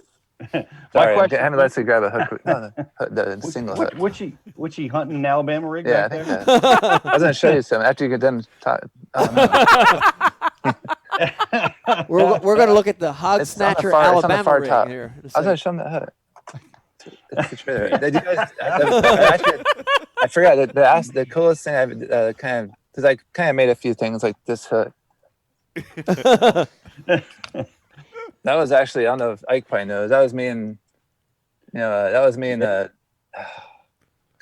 kind of my design, was that just that original offset heavy cover hook. Yeah. Made that was with the Bub Tosh, I'm pretty sure. Not Bub, but Reaction Innovations. Andre, me and Andre. Oh, Andre. Crazy Andre. Andre took that hook and had it made by Gummy, but I got a new one. I was wanting to show you, but Leslie can't find it, I don't think. I want to show you this one though. It's the coolest thing I've kind of developed in a long time. Hold on a second. That was the BMF hook. Yeah. Right, Mike? That hook started the flipping This is cool. straight chain. I like this one. You gotta try this. That was a You good gotta try hook, this. dude. Yeah. It had the metal. This one. That was a good hook. The welded metal keeper on it. Yeah, this Make it this bigger one. so we can see. Let me see. Hold it up, Aaron. Hold it up. There you This go. is like it's a hand shaking. That's brain surgery. It's like you can see it. It's like a key. It's got it's a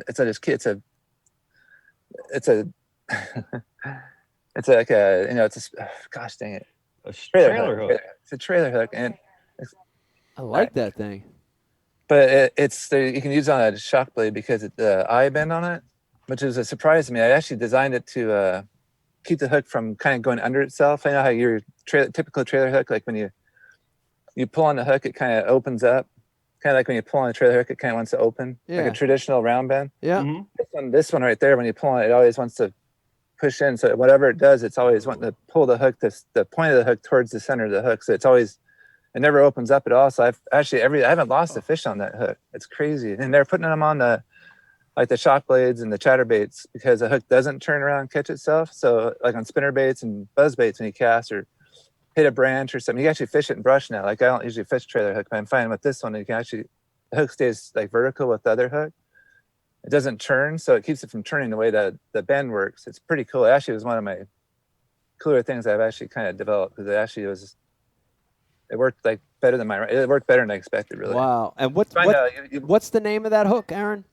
It's G Power, but it's Gamakatsu G Power. Now I have G Finesse. So that's it. Ooh. We're actually coming out with a new drop shot hook. It's gonna be really cool too. Actually trying to change that. But it is really, this thing is cool. You can actually put it on baits you can't really fish a trailer hook on because it doesn't turn. I wish I could show you how it really works, but it is pretty neat. I gotta get some. I had to think for a minute because that was my favorite thing this year because it's been working so well. As far as catching them on it, that they don't get off of it. Aaron, when you see other guys take these techniques and colors and products and like use them with success, does it make you, are you proud of that? Are you happy or are you like pissed off about it? No, I'm happy for him. Like, I mean, some of the ideas I was trying to, some of them, I know you've gone through it where you were thinking about it. You just didn't get anybody moving on it. And then somebody, a year or two later comes out with it and you're like, oh, dang it. You show them, you're like, I told you. I've had some of those, but, John Cruz had one. I was happy for him. Yeah. There's some stuff. You see guys come up, but you know how we are. We're like, oh, why didn't I think of that? Or that's a cool idea. I don't get mad. I just think, I should have thought that. Cool. I'm always flattered. I'm always flattered when I see somebody using a bait that I've designed or a color or whatever. I'm flattered. But I do have to tell you, I'm going to come clean right now. First time I'm telling a story. But Aaron, I can't think of a better time to come clean with you on the line. So I work with Berkeley every year, and we work with designing new colors. And, some of the color design process, Aaron, is stuff that you've come up with on your own. It's ideas that are totally 100% new, right? It's like a dream you've had, or it's something that wasn't out there. But sometimes you use a color that's so damn good, you have to, you go to the company you're working with and you're like, man, you got to make this color, right? You're like, this thing is just unbelievable. Okay. So I'm being honest with you on this one. It's a great color. So about 4 years ago, 4 or 5 years ago, I went to Berkeley and I said, you've got to make me Aaron's Magic in some finesse worms. I said, you have to make this color for me. I said, I mean, listen to Kevin, me. I mean, Van Dam's got it. Why Yeah, not? I said, look, I'm using this color in Robos. If you don't make it, I got to keep using a Robo worm. So I sent him your worm, Aaron. I sent him your color, and I sent it through mail, and I shipped it to Spirit Lake, and they undid it, and they get it, and they duplicate it, and then I got my sample back, and they sent me an email. I said, your Aaron's Magic sample's in the mail. I said, okay, got it. I'm so excited because I'm like, finally, I'm going to be able to use Aaron's color in my Berkeley baits. And I undo this envelope and I look at it, and it's totally fucking wrong. It's so wrong. Aaron, it doesn't look anything like your worm. But I'm looking at it, and it's like dark blue on the one side, and it's like got a black tone to the back, and it's a little green sort of vein in it, and it's got these red flakes, and I'm like, damn. I'm like, this is a pretty badass color. I'm like, let's do this color and call it Ike's Magic. That's how it happens. So I got to give you credit for that, Aaron, for helping me come up with this color. Dirty dog. It was an accident color, but Dirty. That's cool. you know, it was. I'm not offended by that. So now I'm still using your worm in Robo. So you know how. All right, Aaron, we've got a special guest that's going to chime in with us, and this hasn't been announced. Nobody knows this. Brian the Carpenter helped put this together, and we're going to get a special guest to come in and sit with us on this interview. And it may be a minute, or it may be, I think we've got him now. Joining us now via Zoom here with Pete and Aaron on the Zoom machine. We've got maybe. Oh, maybe. Hold on. Do like a 5-minute drum roll. 5-minute drum roll. Just keep saying words. I'll call him if he's not there. I'll get a hold of him. This Where's he may be. Call him, Mike. All right, hold on. He's not on yet. Of course. He's not on yet. Okay, this is a mistake. Hold on. We're going to get him on in a second. All right. This wouldn't be Ike Live if it went smoothly. It would. Why That's we're right. waiting, Aaron, why we're waiting for this mystery guest. Riz, let's do a couple more There we go. IMs. What do we got? Oh, There he is. No, wait. Oh, wait a minute. Hey. Wait a minute. Hey, what's up? Wait a minute. Now There he we've is. got him Aaron? joining us. The mystery you guest. You know him. see him. I know I you see know him. who it is. I know who he is. David Mullins joining us on Hey. Live. What's up, man? What's up? Hey, what's going on, guys? How you doing? Can you see all of it? I'm doing great. Doing great. I had to be on since my boy Aaron was going to be on here. Dude, Gotta talk about it. I got to tell you, I love this Zoom. I'm looking at this Zoom. I'm looking at the 3-box right now. Brian, put the 3-box on that I'm looking Looks at. like Brady Bunch. Dude, it looks like the Brady Bunch. Do all three of you guys know the theme song to the Brady Bunch? Please, give it to Pull us. it up, Brian. Come on, Pete, start it up. I know you're from the 70s. You know the Brady Bunch. Come on. Here's the story. A man named Peter. Something and his wife. Something. No. No? Yeah. Is that not it? You went to like the Jetsons or something. I love it. I love Zoom.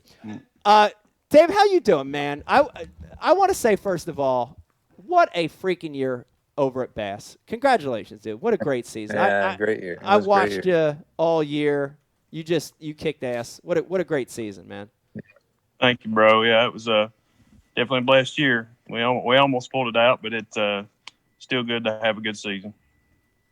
It was awesome to watch it. You know, one of the cool things about fishing Major League Fishing is when we're competing, we're all into what we're doing. But whenever there's a Bassmaster event, it's nice because I get to watch it. You know, like back in the day, you could never, watch it as it went down. You know, and I've become like a rebirth of a fan of the sport, getting to watch this. You know, and I'm hooked. Like I'm on the edge of my seat every time I'm watching these things. It was awesome, man.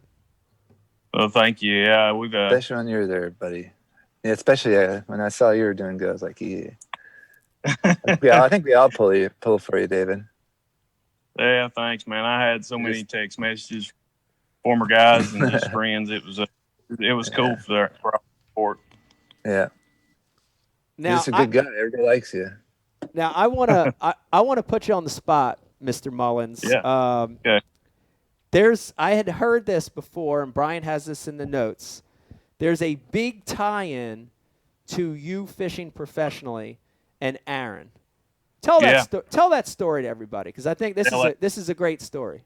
I get that's the reason I'm on. So, I'm 18-year-old. I just graduated high school. I might have been in high school, and I'm sitting there whenever watching TNN Outdoors and Ray Scott, and I'd always watch bass fishing, loved bass fishing, but never thought ever had the opportunity to do this. And let's see, when I was 18, I'm like. Back then, we used to just bass fish at night all the time, and all summer we would start in like March and fish all the way to like November, and we just night fish with black lights all the time. And I remember it was like April, and I had like a 17-foot bass tracker, and we had fished all night. And again, as far as the tour goes, I didn't know any tour guys at that time. We just watched TV show and whatever else we could get our hands on that had bass fishing, but. I remember it was breaking daylight, and this was probably the earliest Aaron ever got to the rim, because when me and him roomed together, he never got there this early. But it's breaking daylight, and we're pulling up the ramp. All of a sudden, I'm hearing this blaring techno music, and I'm from East Tennessee. We don't even know what techno music is at this point. And I see this purple Crown Royal boat and truck pulls down beside me as I'm hooking my stuff up, and then out jumps this little skinny Aaron Martens guy. And I didn't know who Aaron Martens was. And, this is the cool thing about Aaron, and it's something I struggle with. But Aaron's the same to everybody. You know what I'm saying? And I struggle with that because I'm more like, I like to be by myself a lot of times, don't like to be out in the spotlight, whatever else. But, Aaron's just always Aaron. And I end up talking to him at the ramp, and he said he was Aaron Martin. He was pre-fishing for the mega bucks on Douglas. And so I got to talk to him, got his number. I said, man, if you ever want to go sometime while you're practicing, and back then there wasn't any off limits as far as that goes. And, Aaron being Aaron, yeah, bro, if you want to go, one day we'll go. And, I told him we caught the heck out of them all night. And one thing led to another. Like 2 days later, me and him end up going to Douglas, and we catch a bunch of fish. And, I got to know Aaron. And you look at things in your life that was put there for a reason. And I get choked up talking about this, man, but Aaron was definitely that for me. And so we go fishing, whatever else, we become friends. I got to travel with him to a couple FLW events that he was fishing, and got to practice with him, got to be at his house. He invited me down to his house at Lay Lake when he finished second in the Classic. And we just become friends and stayed in touch over the years. And I remember I got to fish in a lot of local stuff as far as a lot of local tournaments, and started getting good at fishing locally, and won some angler years and some bigger trails that we have at home that a lot of the hammers fish. And I remember I don't know what it was, 12, 13, whatever, the Elite Series was going to come to Douglas, and I just won a boat on Douglas. And I'm like, Aaron, if you want to come up, I'll show you what I know, and, we can get to fish again, because it's been several years since I fished and with him. And, he comes up in like November, one of the best days I've ever had on Douglas. We end up crushing him, and he comes back up again right before it went off limits and crushed him again. And I can't remember what December. that was. Maybe the first of May or something, Wasn't it December we smashed the big smallmouth. Catch him on a 3/4 1 ounce. Back then it was a scrounger, but now it's a Suja. Yeah. End up crushing him then. And so, halfway through the day at Douglas, he looked at me and said, dude, if you ever wanted to do this for a living, he said, I think you can do it. And, dude, I me being blue collar, never thought I could be a bass fisherman. Always thought I could as far as like fishing ability, but never thought I'd have the opportunity to do. And again, I'll probably get choked up talking about it, and everything happens for a reason. But they announced, Aaron went on to finish like second or third in the Douglas tournament there, but they announced the schedule for the Bass Opens like that fall. And so I'm like, the second tournament of that Bass Open's on Douglas. So I call Aaron. I'm like, hey man, you want to travel and see if I can make it? And Aaron being Aaron, dude, let me stay with him. And the first year I tried it, ended up qualifying. And, for 3 years, him and Leslie let me, room with him and took care of me and, got me started in my career. So that's my A-Mart story. It's a great story. That's a great story. And he hasn't changed either. David's how he's seen now. It's how he's always been. That's killing me, Dave. it's a great Good guy. story. And you know what? Here's the thing too. How many people, Aaron, have you touched and caused to go to the next level, right? Whether it's not just in fishing, but in other things. That's awesome. That's awesome to know that, you've affected people's lives like that. Such a cool thing. Such a cool story, It is. It's amazing. And again, Aaron's Aaron, and Aaron's an open book, and he's the same to everybody, and that's the way we should all strive to be. Even though, like I said, a lot of times it's hard for me to go approach people or talk to people because I like being, back, but it's the way it's always been. Yeah. Well, thanks, David. We need to go fishing though. We haven't been fishing. It's been too long. I know that. I hear you. I agree. Maybe I'll drive. Aaron, it's been too long since we fished. Do you remember the last I know time we it has fished been together? long. Lake Amistad. That's how long ago it was. Amistad? Back when Lake Amistad was good. Yeah. That was like in the beginning of Amistad for That's us. a long I can't remember. That's where we fished together. That's where we fished. It's been a long time. We had a nice full day of fishing out in Lake Amistad. It was really, it was awesome. You got to fish with Aaron? I got to fish with Aaron. Yeah. I remember that. What was the event? I just can't remember. It was Amistad. I can't remember. I was trying to think because I knew we fished together. I was trying to remember. Yeah, we were there for a bass event, and it was. I think it was like after the tournament was over. Like we were still there for some reason. I can't we had remember time why. in between something. Probably had time or something like that. Yeah. But I think we both had like okay tournaments, and then we went out and like caught more than we caught in the whole tournament practice. We were just fun fishing. I wouldn't care about the catch.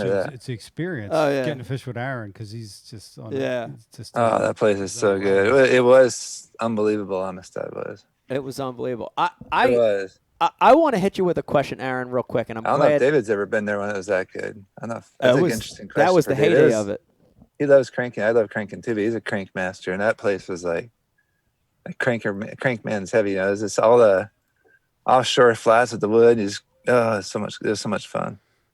3 to 5 pounders, right? That's what you caught all day. All day. 80 all day. It's not like that anymore. It stinks. No, the good old days. Aaron, I want to hit you with one real important question. This is a big one.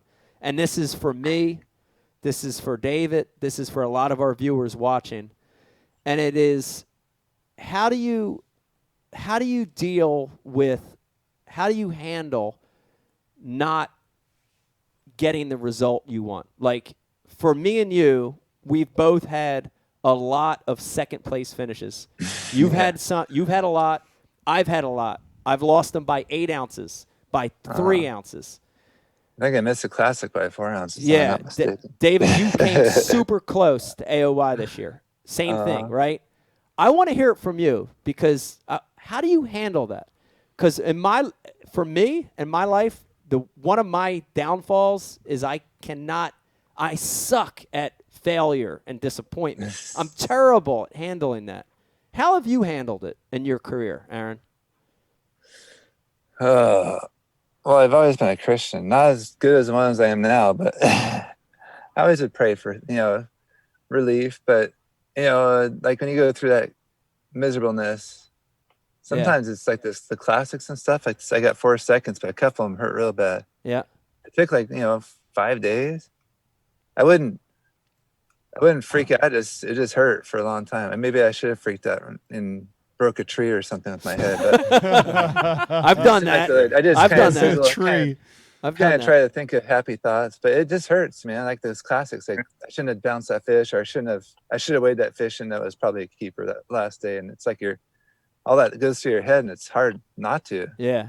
It's a $500,000 tournament. It's a classic. So something big like that, it's tough. Yeah.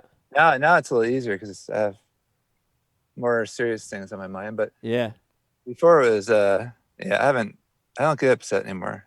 I just tell myself it's all for fun. Yeah. Yeah. That's what it should be.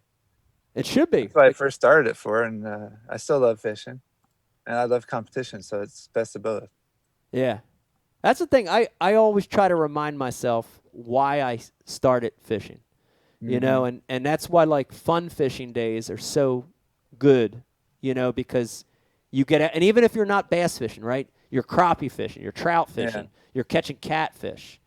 It reminds me of why I fish in the first place, you know?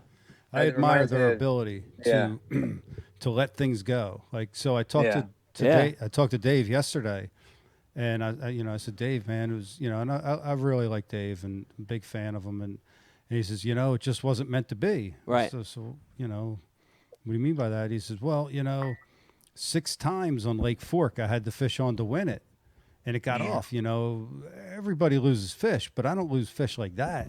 Yeah. And he's just like, 6 times he had that fish on and it got off. So frustrating. And he's like, wasn't meant to be. Yep. I wish I could be like that. Yeah. Because I'm like, I know how let's ask him. He thinks what this is why I started thinking the last 10 years is it's like what I think maybe like full stat or D or something I was talking to, like what does it do good for you to react to it? Right. And that's kind of what I always think. It's like I lose a big fish and it costs me. And lately I've been even before I knew I had tumors in my head, I would kind of just like chill about it, try to just relax about it and think that doesn't help to get mad. So I just kind of stay calmer that way. Yeah. Now it's really all for fun. I don't get mad at all. I gotta have happy thoughts at this point. Yeah. So happy thoughts help. Perspective. Happy plays. Yeah. It's a good lesson. Good lesson, Hey, Dave, after traveling with Aaron for all those years, I mean, Aaron's special. What did you learn from him? Like, what does he do that makes him special, makes him different? What'd you pick up all those years?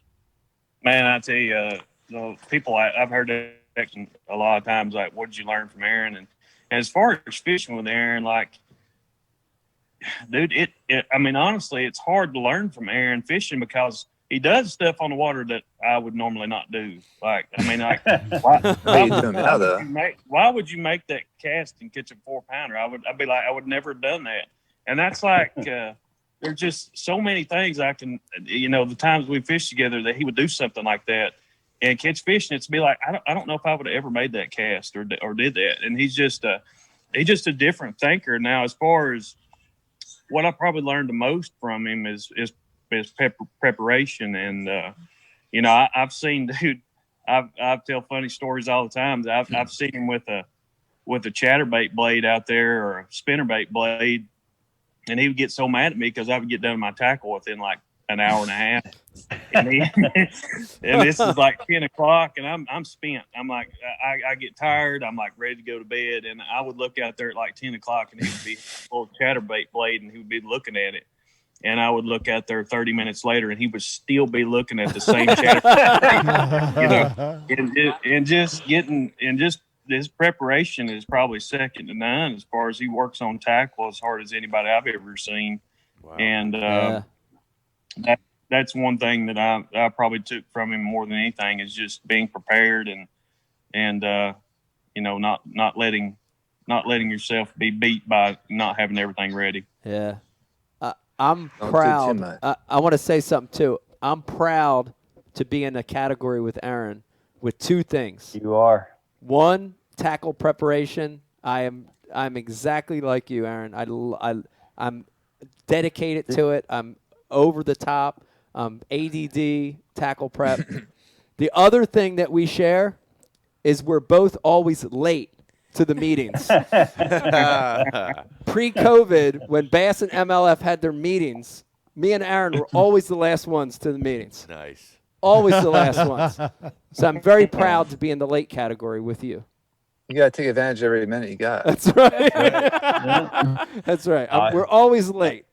You guys always had the lights on the latest in the campground. Oh, yeah. Lights on the latest. Yeah. And it got so bad when we were at Bass. I don't know if you remember this, Aaron, but Tripp and Chuck and those guys, they would bet every meeting. They would put all of them would put $5 in a hat on which one of us would be late. That's awesome. That's how bad it got. That's too I funny. heard of something. I didn't know it was like that. It was that bad. It was that bad. Wow. I It's may funny, have you I may say- have had a few speeding tickets over the years trying to get to those meetings. Virtual meetings are the best thing that could ever happen. I know. I remember Amen. when we traveled together, we were always waiting on you, Mike. Always. Like the whole group of us were getting ready to go to the meeting, and you had you had one more thing to do. Always one more thing to do, and we just get in there by 2 seconds. But Dave, I had the same experience when I traveled with Mike and we roomed together. I'd exhaust myself, and I thought I had prepared so diligently. And Mike always had the lights on, the TV on, and his dinner waiting. He wouldn't even eat, and you'd be working on your tackle at least an hour or two into the night. At least, I don't even know, because I was out. and you'd keep working, you'd keep preparing deep into the night. So it's interesting you guys share that. That was part of my strategy, Pete, because you talked in your sleep and you would talk about the pattern that you were going to fish the next day. And I would just listen. Pete's, he's always tossing and turning. He's like, I'm flipping bushes, and 6 foot of water. Gotta get that weight in the thick part of the bush. He'd be tossing and turning. Pete always says he has his best tournaments when he can't sleep. That's right. That's right. He's tossing and turning. He's tossing and turning. My roommate's not pirating my patterns. I got to actually room with Pete on a lot of the recent iCast and classic trips, and dude, it's so great. Yeah, when he has those middle of the night, punching the pillow kind of outbursts. They're great. I'm sorry, dude. He's the sweetest guy in the world, and then in the middle of the night, he works it all out. And then the next morning, he's sweet again. Maybe that's what Tolbert was trying to do. He's trying to work it out. Just working it out, man. Everybody's working out. I didn't say that. Aaron, give David a piece of advice for next year fishing bass. Going to go back next year.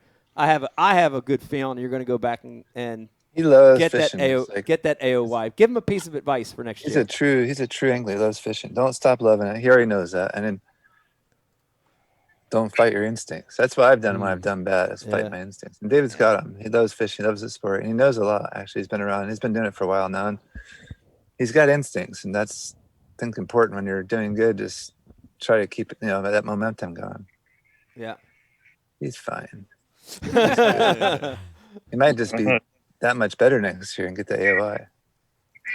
This, he might be on a roll here. You just can't tell. Fishing's weird about that. It just goes back and forth sometimes. But yeah, David's been doing really well. So you heard it here first. He's going to win AOI. I next heard year. that. All the sports bookies all over the country are putting money down bet already. on David now.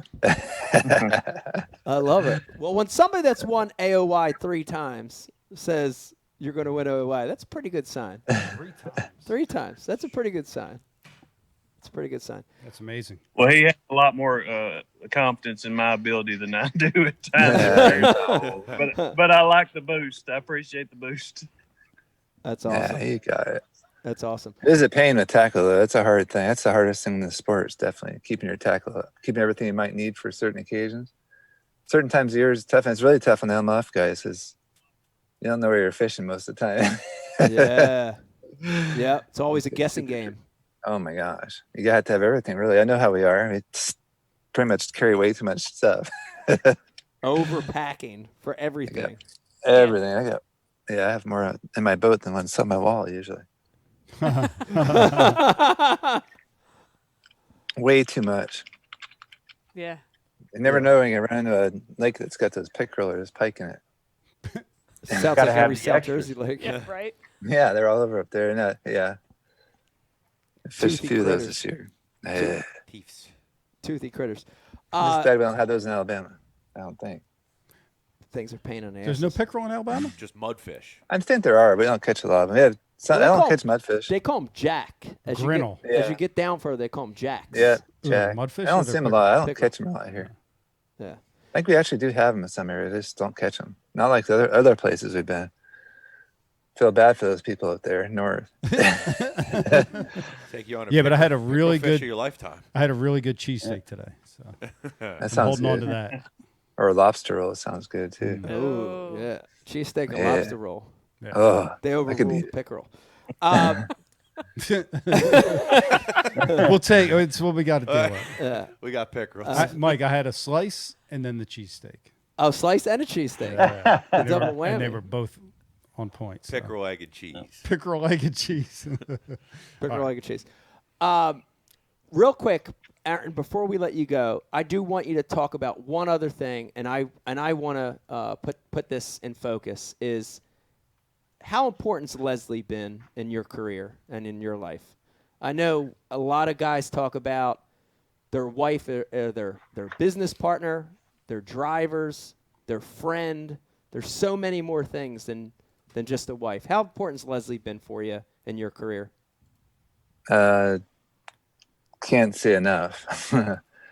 I recently called her my little angel because, I mean, I don't know how good I'd be doing if it wasn't for her. She's, I found a lot of stuff I've been taking for the fight with this cancer. So I've been feeling awesome. And a lot of it's from her, I'm pretty sure. Thank God. But as far as fishing goes, she's been taking a lot of the burden, the paperwork, the helping my sponsors out, keep me on track. Yeah. And that's a huge part of the job. I know a lot of the fishermen do that and their tackle and their fishing job. I don't know how they do it all, but Becky, I know it probably helps a lot.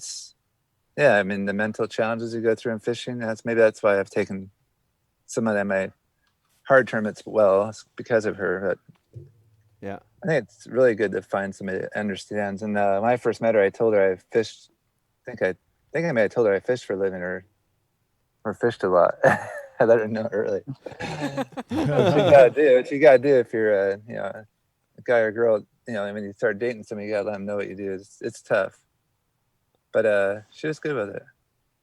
Maybe it works. It's been awesome. Yeah. It's been an adventure for sure. Yeah. She was also awesome to me because my first couple of years I'm broke, so she cooked breakfast for us for the lake, the peanut butter sandwiches at noon. So without her, I would have probably starved because I had no excess money to fish on. So she was a big help to me as well. Yeah, she's known for her cooking. She cooks here at the house, and a lot of people just come over here to, I think, eat the food. No, she is. They just come here for. That's part of the reason she does cook. I'm really fortunate in that department. She's been great. You guys have been friends the entire time we've been on tour, and I know she's the backbone for you and your career. That's awesome. Yeah, we've been close. You and Becky, we've been right next to each other many times. So, she's been a huge help. Yeah. For me, Leslie is the one that I watched because you guys had kids before we did, and here we are out on the road, and then we ended up in campgrounds, and I'm like, how am I going to pull this off? And it was Leslie and a handful of the other wives that I watched. I'm like, look at them just lugging babies around through campgrounds, doing laundry, launching husbands. I'm like, I got this. I just need to be just like them. And then Leslie lugging babies, launching husbands. I know. That's awesome. Gives you a strong core. But yeah, because you have to have those people that you look up to. You guys do in fishing, when you're, a wife and you come out on the road, it's intimidating because no one teaches you. Okay, this is what you do. Out here. Yeah. So it's nice to have wives that kind of show you those ropes. Yeah. Strong wives too. Because the interesting thing is, I've heard so many times some of the wives that are intimidating, and Becky's name and Leslie's name always come up in that. But it's because Leslie, we're intimidating. Yeah, you guys are intimidating, but it's because you're strong. You're strong women, so it's intimidating. Strong and smart. Bosses. Yeah, it's good. We're gaining viewers right now, by the way. We're getting views. We're cutting that out. I know. Aaron, Dave, I can't thank you guys for coming on enough. And what an amazing story. What a great inspiration, Aaron, to a lot of people. Changed people's lives for sure. And, it's so good to hear the stories. It's so good to hear, the motivation. Can't thank you enough for coming on tonight and spending some time with us, Aaron. I'm glad to be here. I want to say I know a lot of people have been thinking and praying for me, and I appreciate it. And I love seeing David doing good. He's like a super one of my fishermen out there. Just like I said, he loves fishing. It's the same as he's always been. Keep it up, David. And I just want to say hi and thanks for having me, Mike. And I love all you guys. And yeah, we'll let you know what goes on next. You might want to have us on show again. We're supposed to go on a backpacking trip actually in a few days. Nice. I'm looking actually with the whole family this time, the kids. So we're maybe all the 4 of us will go this time. That's awesome. So yeah, that's fun. That's maybe awesome. all of us can go one time. That's actually really fun. Backpacking. That's how I kind of grew up, was backpacking. But yeah, again, thanks for having me, and thanks for all the prayers. Love you guys.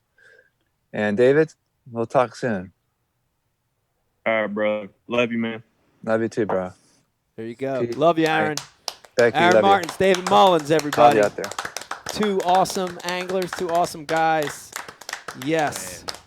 Man, what a great story. Dude, I'm so glad, Brian, you got David Mullins on this show to tell that story. Thank you, Dave. Dude, thank you. Thank you. How powerful that is. And it's hard to imagine how many people that Aaron's touched in that way, in some ways changed their lives. I mean, it's credible, you know? I mean, think about that.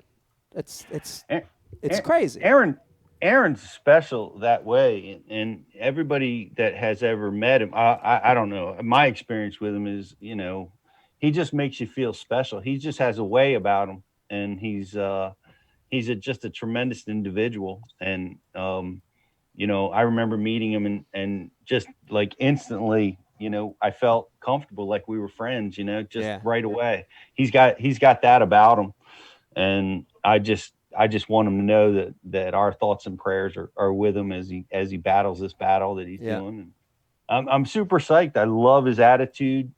His positivity is just contagious. Yeah. And it's something we can all aspire, to have in every single day of life, Yeah. And it was awesome. Awesome interview. Awesome. Thanks for Dave and sharing that story, man. That's pretty powerful stuff. Yeah. Great story. Great story. How important he's been to so many people. Aaron's like my dog, Quincy. He doesn't have a bad bone in his entire body. That's a fact. That's the serious thing. Like, ain't that the truth?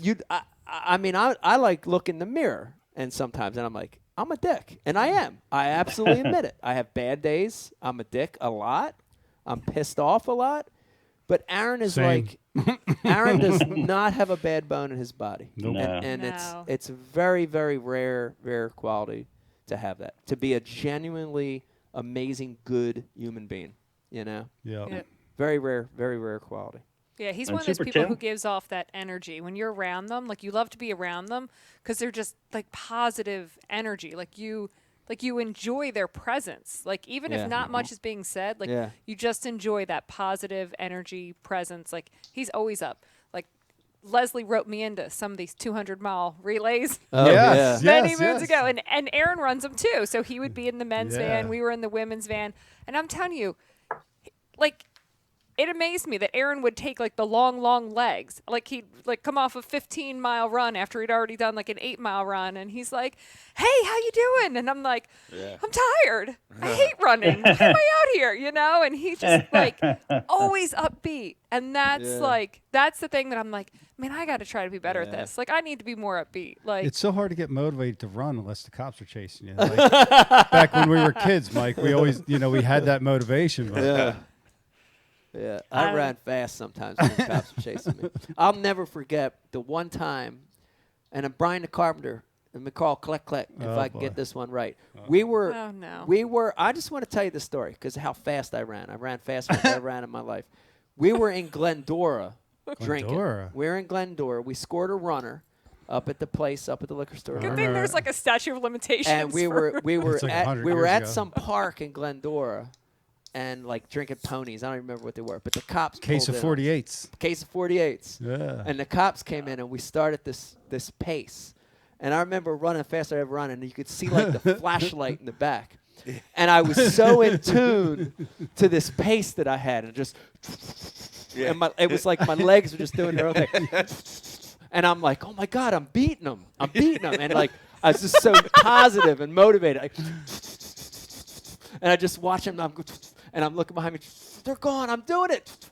And then I hit a fence. Oh, yeah. I T-boned a fence just at the waist. And I remember it flipped me over, dude. It knocked the wind out of me. I thought it was dead for a while. But at that point, I had blown him, you know? Dude, you hit that fence full out. Dude, I hit it full out. You were on plane. It was dark. I don't You were on pad, bro. The other funny thing is somehow we always found each other again. Like we all split up, but then it was like public walks or something. We always met back somewhere. Somehow. And we always found each other again. And we're like, what happened to you? Oh shit, this that.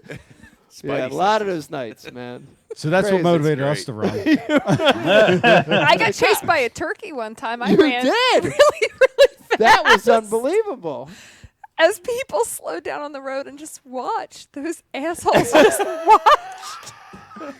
Dude, they were going by. They were like, they slowed down. They were like, what Why couldn't they just like hit the turkey or something for me? You know, instead they just slowed down. And Where did this go down? Right out here? Not too far. Oh, here? Wow. So, I mean, how many cars are really coming up and down the roads here? It's by the high school a lot. A lot. Wow. And the best is I get back. Oh no, I'm sorry, I'm calling you out on this. I get back, like I sprinted home. I'm out of breath. My heart's racing. Everything hurts from sprinting for over a mile. Like I just kept running like it was back there even when it wasn't. I get in the house. I feel like my whole body is going to die. Wow. And he's in the crapper. And I'm panting and trying to tell him. And it was so horrifying. And all he can do from the crapper is laugh at me. Slam through the door. True story. Oh, man. Beck, do you remember the house here wasn't built yet? You were here. Byron was here and Mary. Yes. Do you remember Mike and yeah. Mary raced across the field? Oh, yeah. Like out of nowhere. And she flipped. She fell, dude. Yeah. You ever see somebody when they're getting it, they're running full speed, and all of a sudden something's out of balance. Their head gets in front of their feet or something like that, and they like fall for 10 feet before they eat it. Oh it feels like slow motion because you can see it happening. Oh, yeah. Even I though think it's she might have been wearing a sundress, too. I don't remember. I don't remember either, but at this point, it was definitely a sundress. You're going to make it into a sundress. That was an awesome, awesome interview, man. Oh, my God. And I got to be honest with you. You know, we're live, and I want to talk about it because I know Rich had a ton of comments coming up on the IMs, and I know, we wrestled with asking direct questions about how Aaron's doing, But I made it up in my mind that I didn't want to bring any of that up. I didn't even want to go there. Didn't want to go there in my mind, and it's too hard for me to even think about it. And Aaron's dealing with it. You see how positive he is. Right. I can't even imagine what Aaron's gone through, and I wanted to focus on the positive. But Aaron's fighting. We've texted with Aaron and Leslie. He's fighting hard. He's staying positive. He's doing everything he can do.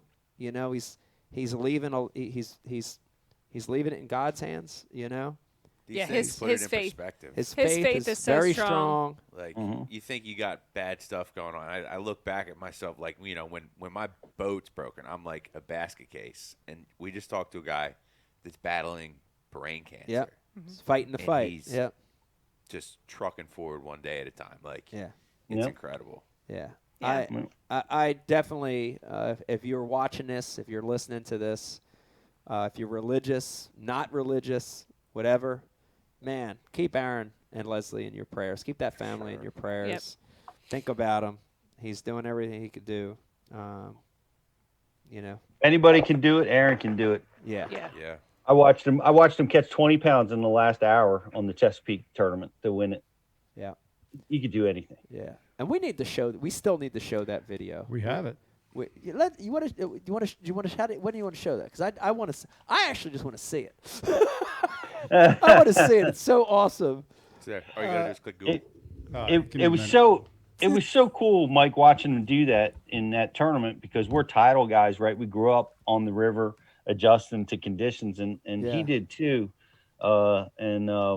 you could see him when the fish were short striking and messing up and he wasn't connecting with them. And he's like, it's just a tidal thing. It's just a tidal thing. I got to wait for the tide. And he was so aware of that. And I was shocked, I guess being out on the Delta, he must have learned those lessons, about the ebb and flow of the tide.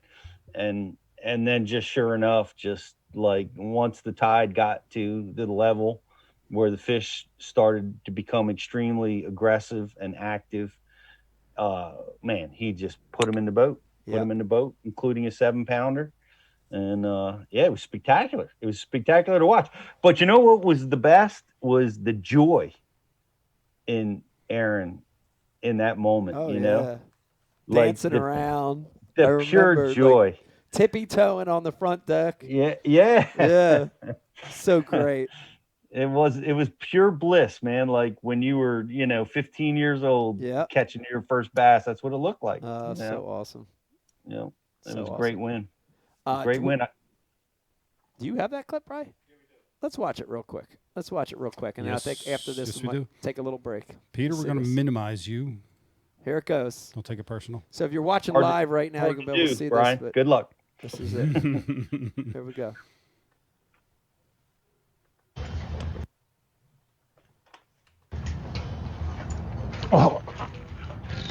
Oh my gosh. Wow. See that hesitation at the beginning?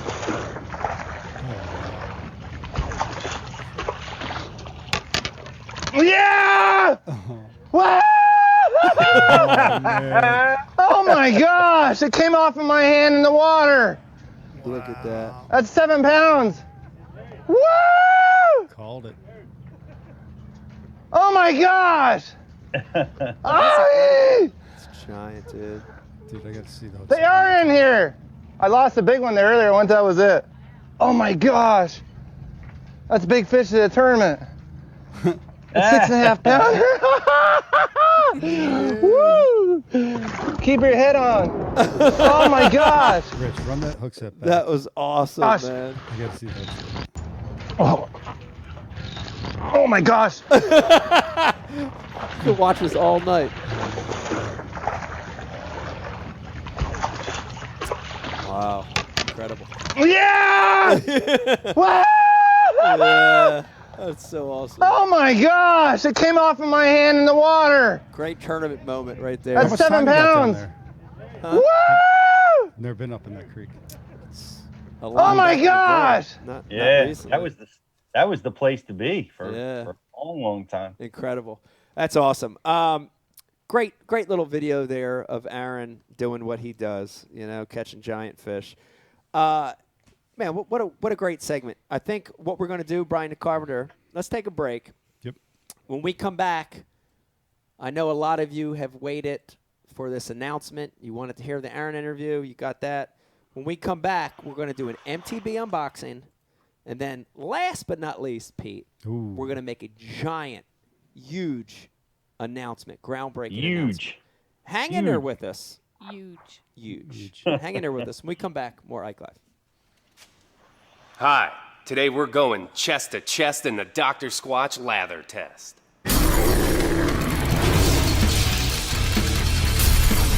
On that half of Mike's impressive chest, we're rubbing him down with 3 name brand bars. The result? A sad, milky film of disappointment. How's that feel, Mike? You see, Big Soap cuts corners and strips out all the sudsy goodness in order to make production cheaper. But not Dr. Squatch. Don't worry, Mike. Dr. Squatch soap retains all the natural ingredients, which creates a rich, foamy lather, leaving your skin healthy, soft, and clean. Ooh, looks like Squatch is taking over this peck party. How do you feel now, Mike? Dr. Squatch Natural Soap. When we say it lathers, it f***ing lathers. You deserve glorious lather. Take the lather challenge for yourself today. 4.5-inch drop shot worm, Bama bug. Finesse jig, PB&J, give me something hard. Hey, KVD here. Now, I didn't always know this much about fishing. 4-aught EWG worm hook. In fact, there was a time when I couldn't tell the difference between a jerkbait and a stickbait.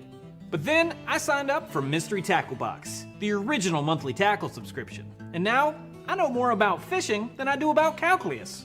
And he knows a lot about calculus. Plus, I get amazing extras like free fishing magazines. October 2016. Featured article, 4 places to throw a frog. Exclusive decals.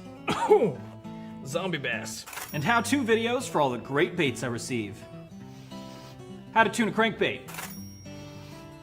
Is that underwater footage I smell? I got goosebumps. So if you're looking to develop enhanced fishing abilities like me, or you just like getting new tackle every month, go to mysterytacklebox.com and get your box today.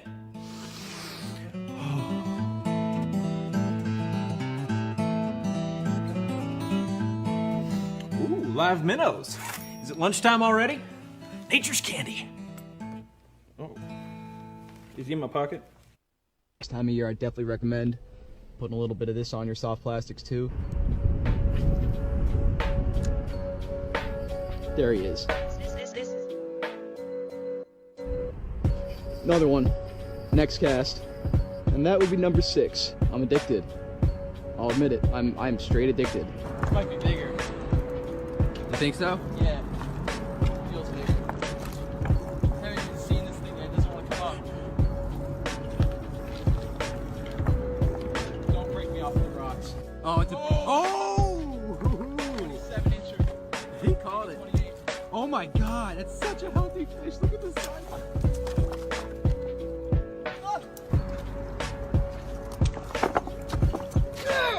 Put a little liquid mayhem on your crappie jig, and look where the stripers get it.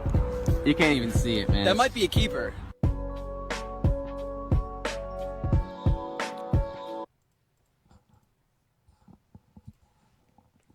And we're back. Hello? Okay. Yep. Hey, everybody. Welcome back to Ike Live. You're watching the Thanksgiving special. Amazing show for you tonight. We just had the one and only Aaron Martens on. Also, surprise guest David Mullins jumped in with an amazing story. So glad. Brian, good call getting David in. I gotta be honest. Dave called me. Dave called you. He saw our post. Saw yeah. Aaron was on. He's like, hey, Yeah. yo, I want in. Like, absolutely, that man. was that was awesome. Very cool. We're all getting it's an emotional thing, you know. It's an emotional. As if you couldn't be a bigger Aaron Martens fan. Yeah. We are even more now. Yeah. And he has changed the sport. You know, you look at the sport, he's changed it, man. Mm-hmm. He's changed it. We've got a couple other cool things going on tonight. Let me remind you, this is your last chance. If you're watching over on Facebook, like and share the feed, and you're going to be entered in a contest to win the famous Ike Live gift bag. Also, the IMs are still open. Riz is still manning the IMs. If you've got some questions or comments for anything you've heard on the show, please send them through. Hit us up. We got into the tin cup in the last couple segments, drinking the rye tonight, which is going down nice and smooth. I think what we'll do, Brian the Carpenter, do a little unboxing here, and then we got a big announcement coming up. What do you think about that? I'm in. Riz, what do you think? Sounds good. All right, let's do this. While we're doing the unboxing, if you're watching right now, send your comments into Riz on guesses on what you think this big announcement's going to be tonight. Okay? Send some guesses. That'd be interesting. What you think the big announcement is tonight. And while you're doing that, we're going to go ahead and open up this MTB box. One of my favorite parts, Pete, you know I like it. I'll try to put the mic down here so you can hear it, is that seal breaking. There it goes. Did you hear it? Ooh. I heard it. Pop? I love that. And we've got a nice new Pro box. We're unboxing. Pete's got one right there, as you see. He's still got his waders on, too. And we're going to do a little... Do you have heat on in your house? Right. Like, aren't you hot? So the first, I got the fan on back. That came in for the big announcement is that Pete is going to give up on the Bash University and start selling fish sticks. That comment came from none other than Jeremiah Eads, Shout out to Horton's Fish Sticks. Wow. That was so good. Does And Jeremiah it was win something clean. every show? Because he deserves a prize for that. He's a Something. He's got the prize of Brian's friendship. Oh, God, that was a good one. Oh. That was a good one. All right, you know the routine. We're going to go through the box. We're each going to pick out one thing that catches our eye. And I'm going to say it again. Pete, I say like a broken record. One of the things I love about my MTB Pro Box is it puts lures in your hand that you would never buy on your own, right? Forces you to get them. I got one here, Brian Carpenter. This is called the Head Banger Shad. Look at this. No, dude, I'm not kidding you. This actually gets me a little excited. Look at this. All right, Pete, you watching from afar? I see you. Dude, it's part chatterbait, What? part crankbait, part swim bait. Look at that crazy ass thing. Oh, hold on. The wildest thing. Look at that crazy ass thing. All right, Close up. You We need a stop right close there. up. This reminds me of something. What? It's a headbanger shad. No, Lake Norman, Yes. day 1 or 2, when you're on stage, how old were you? I was Pro-Am. 23. 1992? 1? 92, 93. 93. Yeah, I'm You're 23 years old. 23 years old. You're fishing a Pro-Am. Yeah. You're up on stage. Yeah. And you're having a good event. You're like first or second as a co-angler. Yeah. And they asked you how you were catching them or Yeah. what you were catching them on. Yeah. And you said, looks like a crankbait, swims like a jig. Is that what you said? Or it looks like a jig? You said some, you know. Let's do a little bullshit. Yeah. Yeah. Who was the weighmaster? I think it was Did you say that? Was it Ray Scott? I don't remember. Or was it Dewey? No, it wasn't Dewey. Was it Ray Scott? Can't remember who it was. Yeah, but funny. you definitely, as a co-angler, you were protecting your stuff. And That's so ridiculous. Yeah, I remember you telling me. Wow. Yeah. That's so great. that just triggered that memory. Wow. But this actually is, I see a little chatterbait front. I see a crankbait body with a treble hook and a little shad tail. This honestly, Pete, is something I want to try because I could see this thing having vibration. I could see on a chatterbait style bite, I could see that thing being really good. See how that thing catches water? Probably activates the tail. This is pretty cool. I'll try that. Beck, what do you got? Since we know I'm only allowed to throw plastics, Soft plastiques. I decided to pull out the Bruiser Baits Crazy Crawl. Ooh. This is called the Deep Big one. Oaky. Nice. So what is this? Like green pumpkin, and then like it's got a blue fleck on the one side. Yeah, it's the goat color, pretty much. Green pumpkin and black and blue mixed in one bait. It smells awful. Oh, it does. Smells like Pete's waiters. That That comment was from Jeremiah Eads. So we got another guest on getting the kinda message board of what sporty your in big here. announcement is. Yes. And your big announcement is that you'll no longer be fishing, but you will be pursuing a full combat knitting league. Sweet underwater. Yeah. Full combat knitting. Look at them hands. Knitting. Knitting. How do you knit like that? By the way, Yeah. Loop Did one, we- pearl It's like two. you're doing the dance to Dougie. You're just Loop like, one, pearl two. Loop one, pearl two. Loop one, pearl two. I used to crochet. Yeah, there it is. That's the It's knit. the Macarena. I never knitted, but I did do some crochet back He's in doing the the day. knit. He's doing the knit. Oh God! All right, let's see. Riz, what do you got for your MTB bait? I got a Jenko fishing crankbait. Ooh. Dives 7 to 9 feet. It actually looks like a pretty badass crankbait. 7 to 9. That's a nice zone. Yeah, 7 to 9. It's an interesting zone. You know, I'm sure if you go a little bit lighter on your fluoro, maybe use some mono, little South Jersey stuff Yeah. when you need to keep it Yeah. up just a little bit. You might be able to contact those fish with a different action. Check that thing out. What do you You think, know what's Mr. really Beck? interesting about that? Oh, I like that, bro. Does it really say 7 to 9? Yeah, on the back, yeah. You know what's funny about that? That's great marketing, by the way. You tell me what's funny about it. I want to say it's great marketing. Go ahead. Because everyone goes in even numbers. Everyone goes in even numbers, and the Rapala DT series is the measure by all crankbaits, Gold right? standard. Yeah. You have a DT6 and you have a DT10. you to don't have call a it DTA or 7 not. to 9 to hit that in the middle zone. Yeah. Genius. It's great That- marketing. I mean, it looks That's like like that's good. that's like the crank Price rate. is Right, and you bet $1. Yeah. Right. Yeah. Right. Bid $1. It reminds me of a Norman, deep little N, a little Yeah. bit. Does it? About that I same think zone. I think I know a place they might bite that this weekend. I think I do too. It's very interesting. Huh. All right, Pete, what do you got, Mr. Glusick? I got something that's kind of cool. It's old school.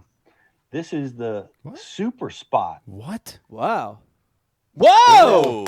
Super Spot in gold with a black back. I mean, this is in honor of our guest last week, Jimmy Houston. Remember he had the Jimmy Houston cord up? Right. The This Jimmy was our Houston shit collar? back in the day. Yeah. How? Yeah. What the? Was that in the box, Pete? That was in the box. In the box. Look. Wow. Is that not in There's our the new- box? There's the new packaging right there. Open the rest. Where's our box? What the deuce? Oh, Brian's got the box. Is that in our box? I want that. No. I got some of them swim baits. Tis the season. That it is. It sounds just like it should.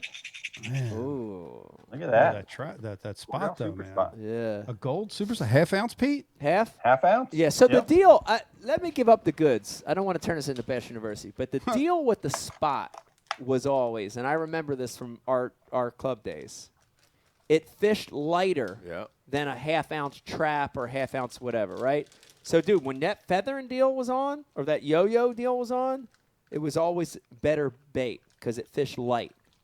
It fishes more like a quarter, but it's got a half ounce profile. I feel like that's been forgotten about a little bit because so many traps now have Forgotten that way weight forward design, like the TNs and Yeah. the Spros and the Yeah. Rukus. Like it's a It's key. bait there. It's key. Remember the drawback of this bait? No. Because of that? No. Like you would fire a cast out and it would go a mile in the air right or left.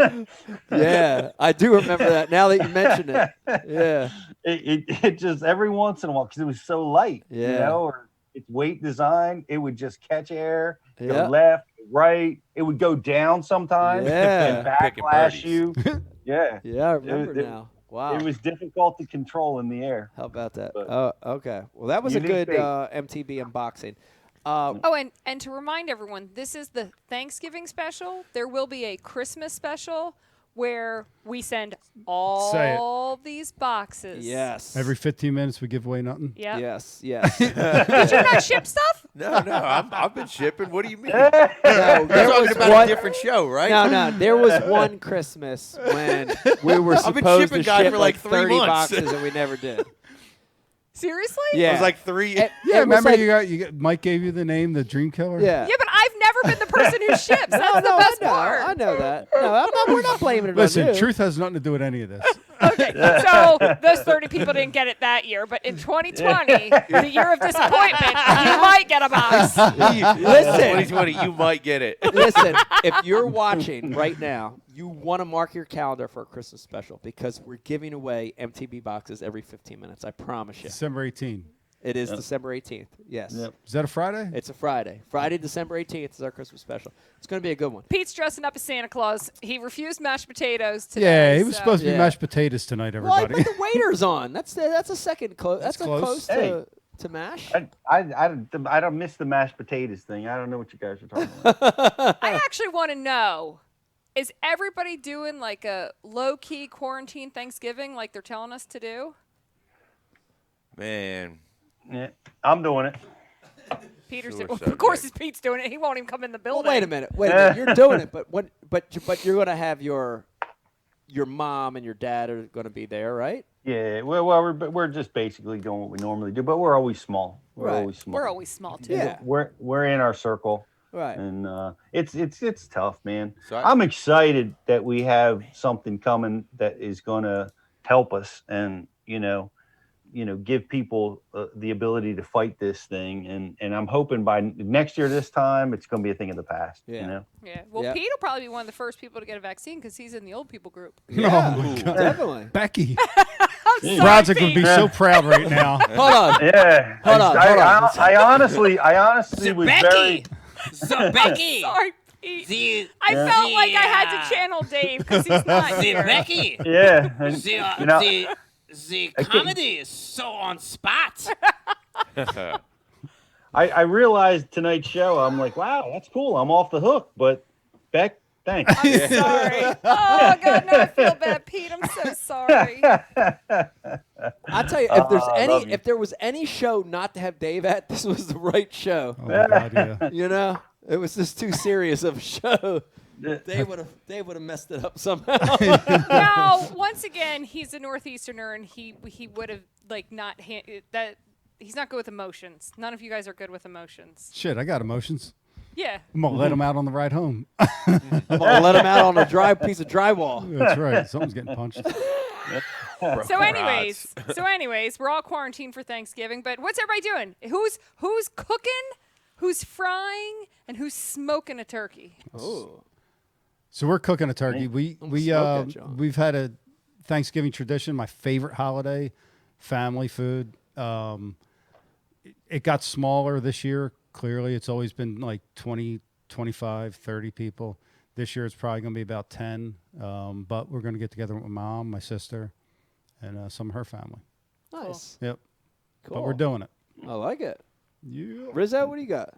So normally, everybody would be at my grandparents' house. I got a whole pile of cousins, a bunch of. I can't even keep track of them. Cousins. I got a bunch of cousins, but cuz. they're all like college age. So for reasons of the COVID and everything else, we can't do the big gathering where we have everybody there. But so we'll break off into our little groups. I'll be with my dad, my stepmom, and everything, and I'm sure we'll do the whole Zoom call thing. Everybody will see each other's faces, but it'll have a little different feel. But there's still going to be. You guys should actually eat at the same time and group Zoom the tables, so you're still all together. Yeah, kind of fun. Got to make do, but Thanksgiving is always my favorite holiday. Same. It's just eat, chill out. Maybe watch football, still fishing. So do I. Yeah. I don't want to hear nothing about Christmas or Mariah Carey before Thanksgiving's over. Definitely not Mariah Carey. Oh my God. The best thing about Thanksgiving is dessert, though. I'm sorry. Dessert's pretty damn chocolate pecan pie and Big pumpkin fan. cheesecake. Big fan. All right, separated foods on your plate, or do you just make it into a big pile? I have to separate, and then there's a couple that can bleed together. Okay. Yeah. Yeah. I'm not saying Nice. Pete? I'm the same. Yeah. Mom just this. I got to give a big shout out. My gosh, I can't believe I almost forgot. Mom turned 80 last week. Wow. Tell Mom we said happy birthday. Happy birthday. Big time. Yeah, I will definitely do that. And due to some, we had to postpone her little birthday celebration, and we're going to have it on Thanksgiving. So Nice. look forward to seeing Mom and Dad. And Do you put a candle in the pumpkin pie? I haven't quite figured it out yet. That sounds like a great idea, though. We're gonna do turkey. I'm gonna do a lot of the preparations as I do all the cooking in this house. So we're gonna have a nice spread. We're gonna celebrate Mom's 80th, and Dad will be there. He's 83. We can't believe it. Can't believe we got all these extra years out of Dad. And that's awesome. That's right. How long ago was his heart attack? He's 4 years old now. Wow. Yeah. His heart stopped. He died in my pool, and that was 4 years ago. And it's amazing. They walk every day. They're doing fantastic. Can't wait to see him on Thanksgiving. It's going to be a great holiday. That's great. Love it. Love it. Yep. I think it's time for an announcement sooner or later. What are you thinking? Let's do it. What are you thinking? I got one little thing to touch upon. Yeah. It's a huge fan of the show, Bill Wassman, Wild Bill. Man. Shout out to Wild Bill. He unfortunately lost his mother in the last 24 hours. His mom passed away. Oh, man. And I just want to let you know, Bill, we're speaking for everybody, man. We're thinking about you. We're thinking we love about you, you, bro. We love you, Bill.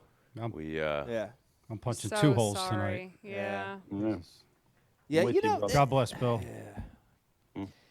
Yeah. The thing that sucks, we were talking about this the other day, Bri, and I talked to Beck about this, is it seems like death is more around us than ever. Is that not true, though? It's a fact of getting older.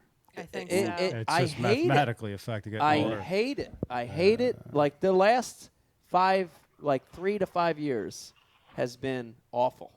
Yeah. Fucking awful. Yeah. I'm sick of it. This year has been a doozy, though. This year's I mean, been really bad. This year's been bad. I need, like, New Year's, I'm going to be like, woo. Like, I might even just go to bed at 9 just so I can wake up into 2021. You know what I mean? Yeah. Like, go to bed as early as possible. I still got to get to Florida and bury my dad. Yeah. Yep. So. Yeah. All right. That's We enough of need this something shit. positive. Yeah. What's a Wow. positive? Is anyone still watching? Yeah. Thanks for sticking with us. People. Yeah. We're- All right. So we're going to make a big announcement here.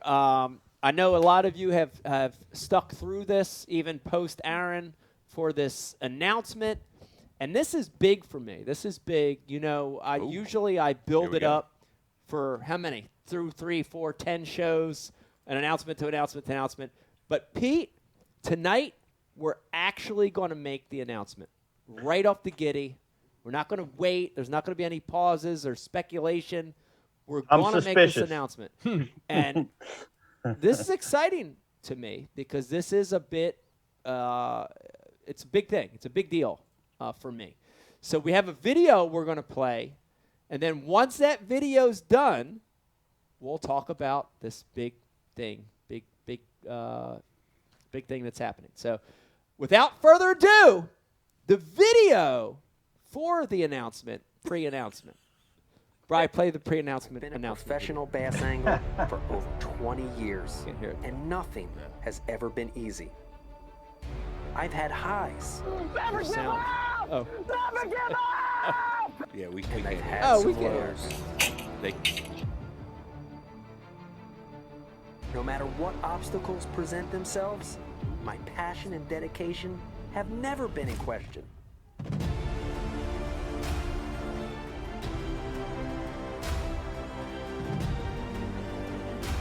I will do whatever it takes to catch a fish.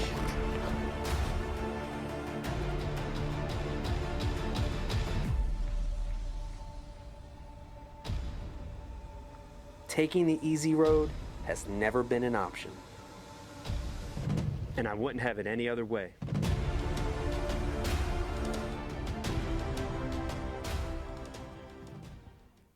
I've been a professional. So there you have it. There you have it. Beck, do you want to be the first one? I think you should be the first one to make the announcement. Go ahead and make the announcement.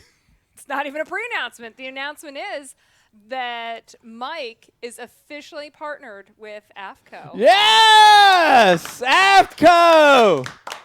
American Fishing Tackle Company. Dude, I'm actually, this is a big deal for me. This one is years in the making. I want to say years in the making. Yeah. It's such an important part of fishing that's under talked about is the clothing, right? It's part of the gear. You hear about rods, reels, line, lures, and you don't hear about the apparel, the clothing. It's such a big part. Man, I am so stoked. I'm so excited. I've been a fan of AFCO for a long time. You know, there was a while where, Beck, we were like, the best way I can describe it is I would call it freestyling, right? Where we were freestyling and we were wearing different brands, you know, that we didn't have an official relationship with anybody. And I was freestyling other companies, and I really, really always digged. I was in love with the AFCO stuff from a technical standpoint, from the fit to the style. And here's the other thing. This one is an easy one because this is part of my lifestyle, right? Which is always like it's the best relationships to have where the product is part of your life, right? Not just I use this in tournaments, but I use this in my life, right? Yeah. I use this when I'm filming Go and Ike. I use it when I'm doing Bash U seminars. I'm doing it. I'm wearing the clothing. You know, it's my life, dude. You know, you partner with the people that make the best stuff out there. They I mean, pretty that's much just- make the I best mean, stuff. That's out what there. you're happy about. I'm really. You got the best stuff out there. I'm really, really, really happy. This one feels so right. I can tell you that aside from just the product, and this is real talk, and I won't even put any of the AFCO guys on the spot, but the people there, it's like a family company, right? And when we had conversations with them, it was like the important things that are important to us, like growing the sport, getting kids involved, you know, like pushing the boundaries of this of fishing. Environmental causes. Yeah. All that was loud and clear, Pete. Like the same initiatives that we have with Bash U and Ike Foundation and Ike Live, entertaining people, making people happy. Dude, they're on board of it. They're on board. Huge fans of Ike Live from day one. Yeah. Which is great, you know. So this one just is right. This one's so right. I'm so excited to announce my partnership with AFCO, and it's gonna seep into the other brands, including Ike Live. You're gonna see a lot of AFCO stuff here on the show. They're supporting the foundation. They're supporting the Ike Foundation. Truly believe in the foundation. Truly believe in the foundation. And That's good stuff. Are supporting the foundation. I think the thing that really drove home for me, we work with so many companies, and you know, it's none of it's really relevant to my and probably the kids' lifestyle, like it's business. So I thought it was pretty awesome that AFCO, when they sent product for Mike, sent product for the kids and I when we went on our road trip. Right. Big time. Which I thought was cool. awesome because they didn't have to do that for us. Yeah. You know what I mean? I have to tell you, the kids and I lived in that stuff. Vegas today still had on his AFCO sweatshirt. School I mean, and soccer practice. Yeah, we lived in those clothes and still do. They're so comfortable, but being outside and hiking, I mean, I get it. Like, it makes perfect sense why. Yeah, this is a big deal. Excited to partner with AFCO. Some of the most amazing clothing, technically and fashion-wise, the best-looking clothing out there for fishermen. So very excited. Also want everybody to keep their eyes out. This might be a little bit of a tease, but you will see. Everything's a tease with Mike. You will see over the next 12 to 24 months. You're going to see some. 12 to 24 months. 12 to 24 months. You'll see some Ike-inspired items, that we're going to be working on, and it's awesome that I can let a little creativity out too in this relationship. It's going to be really, really awesome. I'm excited. I'm more excited. Like we don't do announcements like this for new relationships all the time, but this one I felt like was right. That's a big one, dude. This is a big one. This is a big deal. Awesome. This is a big deal. Pretty awesome. Pete's got his slicker on. Look at him. Yep. That's Still how got it excited on. Pete is. That's how excited Pete is. Yeah. It ain't even raining. Why are you wearing a rain slicker? You never know what's going to happen. Pete's making it rain, bro. Room right now. Dude, Making it rain. All right, Pete, real quick, I want to selling- address a rumor that I heard. I heard a rumor, and I told Brian this. Actually, from two sources, that you would be fishing the NPFL next year. Is that true? You heard that rumor? I heard it twice last week. Last week. So confused by the reaction. Twice. I can neither confirm or deny that rumor. Oh. Well, but I thought can was announce. pregnant last week. But I can announce that in the very near future there will be an announcement. Ah, yes. Yes. So Mike Iaconelli. Love announcements. Man. At this moment in time, I cannot confirm or deny. Wow, an announcement of an announcement. Well, that denial brought to you by Tin Cup Whiskey. Yep. Are we going to see AFCO Mike Iaconelli parachute pants in next year's lineup? I hope so. Message board wants to know about Mike Iaconelli AFCO Vans crossover shoes. Hey, sky's the limit. Honestly, like the vision we have, this is going to sound ridiculous, right? And this is going to sound strange and weird, but this is true. Becky and I, for years, have been like doing like literally like poster boards of styles that we like almost like, you ever see the serial killers, Pete? Where they put like they have the pictures in their room and they're just like all these cutouts. Like, we've been doing that for years, imagining like designing stuff and, you know, styles and stuff. And we don't sleep much. No, we don't sleep a lot, but it's exciting. I mean, they've got the technology and they've got the know-how to put together amazing apparel pieces. So, you know, the grand vision for me is head to toe, you know, to be able to help them in designing some great stuff for freshwater anglers, for street fishermen, you know, to maybe add some new styles and dimensions to what they already have. I'm excited. A little street urban vibe to some of their gear. Yeah. And you know, the great thing is they're all fish heads over there too, so it's a real natural fit. You know, it's you know, fishermen make the best clothes for fishermen. You know, so that's a good thing. I gotta say, you know, I got this. I think I picked up a coupon at one of the classics. I think it might have been the one where we interviewed the folks from AFTCO. Yeah. Mm-hmm. And I bought this set of rain gear, which was gear? awesome. Rain gear. Oh. And it's really helped me sell fish sticks. Yes. Cannot believe the amount of profit I realized. But it's been exceptional. That's a great comment. Who was that, Rich? That was Jeremiah Eads. Yeah, he needs a prize. We'll send him a mystery tackle box next time. But no, apparel's important. It's great products. It's a key part of what we do, Pete. Is staying dry, staying warm, staying cool. You know, I mean, you know, you guide. You know how important apparel is. If you're a pro fisherman, if you're a weekend warrior, you know, you need that technology in the clothing, and AFTCO has it. So very, very excited to partner with AFTCO. Riz, we got anything coming through the IM? If not, I think we need to pick ourselves a winner here. We definitely have a winner for the Facebook like and share. Okay. Fat Chris on the message board actually wanted to know when the fish stick line of AFTCO rain gear was coming through. I don't know. 6 to 12, 6 to 48 months. Gordon's.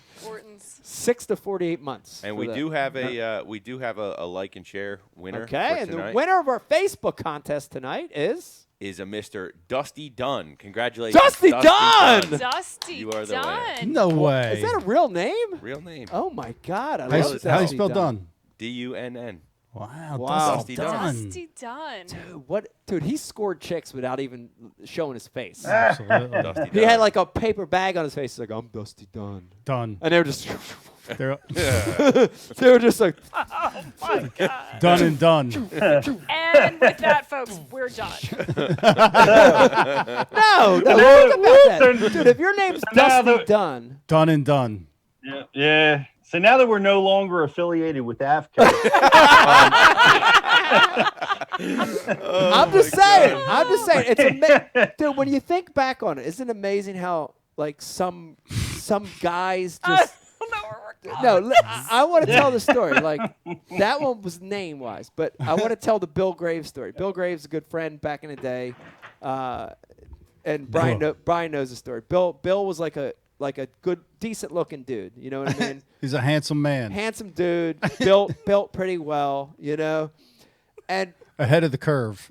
And he never had to work for anything, Pete. You know what I mean? Like in the female category, like he was just one of those. Fell guys. out of trees and hit him in the face. Dude, I mean, like a storm of like shit. like Byron Velvet. Oh yeah, like Byron Velvet, but you know, maybe even more so. And like I remember we were at the Pennant. Shout out to Pennant East. Shout out to Pennant East. Shout out to Belmont. You ain't old enough for the Pennant. Yeah, I wasn't old enough for the Pennant, but I was in the Pennant in its latterest of the years. Oh God, oh man! All I got to tell you is beat the clock. Beat the clock, baby. Quarter dress, baby. Riz was out cougar hunting. Damn, that's right. Riz was 16 when he was up in there. Oh, boy. But I remember Bill being Bill liked to drink, and he liked to get intoxicated. It And I remember, happened. like, so he wouldn't have to work. They would just come up to him, and it'd be like Jumping in the boat. Yeah, beat the clock would be like an hour in, but he was 30 beers in already, and he'd be like, he was like he couldn't even like stand right, he was kind of like had a little wobble to him, and this chick would come up to him like, hey, how you doing? What's your name? And he'd be like, buh. And I would watch, and I would always watch, like, I'd be a couple people were like watching this shit go down. Like, buh. And she would look confused, like, huh? Well, where you from? Buh. she would kind of be a little That's confused. how it went in Mike's mind. No, this is how it happened. She'd be a little confused still, but she's still pushing, still trying, still reaching. Well, where do you work? What do you do for a living? Buh. This is the story according to the man who thought a woman's name was Mohancy in a bar. Dude, I was there for that. That was Alaska. He's Flat out tried homo. to name our dog Mohancy for Yeah, that's years. awesome. I'm like, we're not naming our dog after a woman's name you couldn't figure out because you were too intoxicated in a bar. Like, That was in Alaska. I was there. Dude, it was so. What the hell was her name? I don't that's remember. probably like Karen or Kelly or something normal. I don't remember, but I remember she called the next day or something, and I was like, Mohancy. I was already home. She was like, what are you doing today? I'm like, I don't know. You want to come to Jersey? I'm in Jersey. Fucking Mohancy.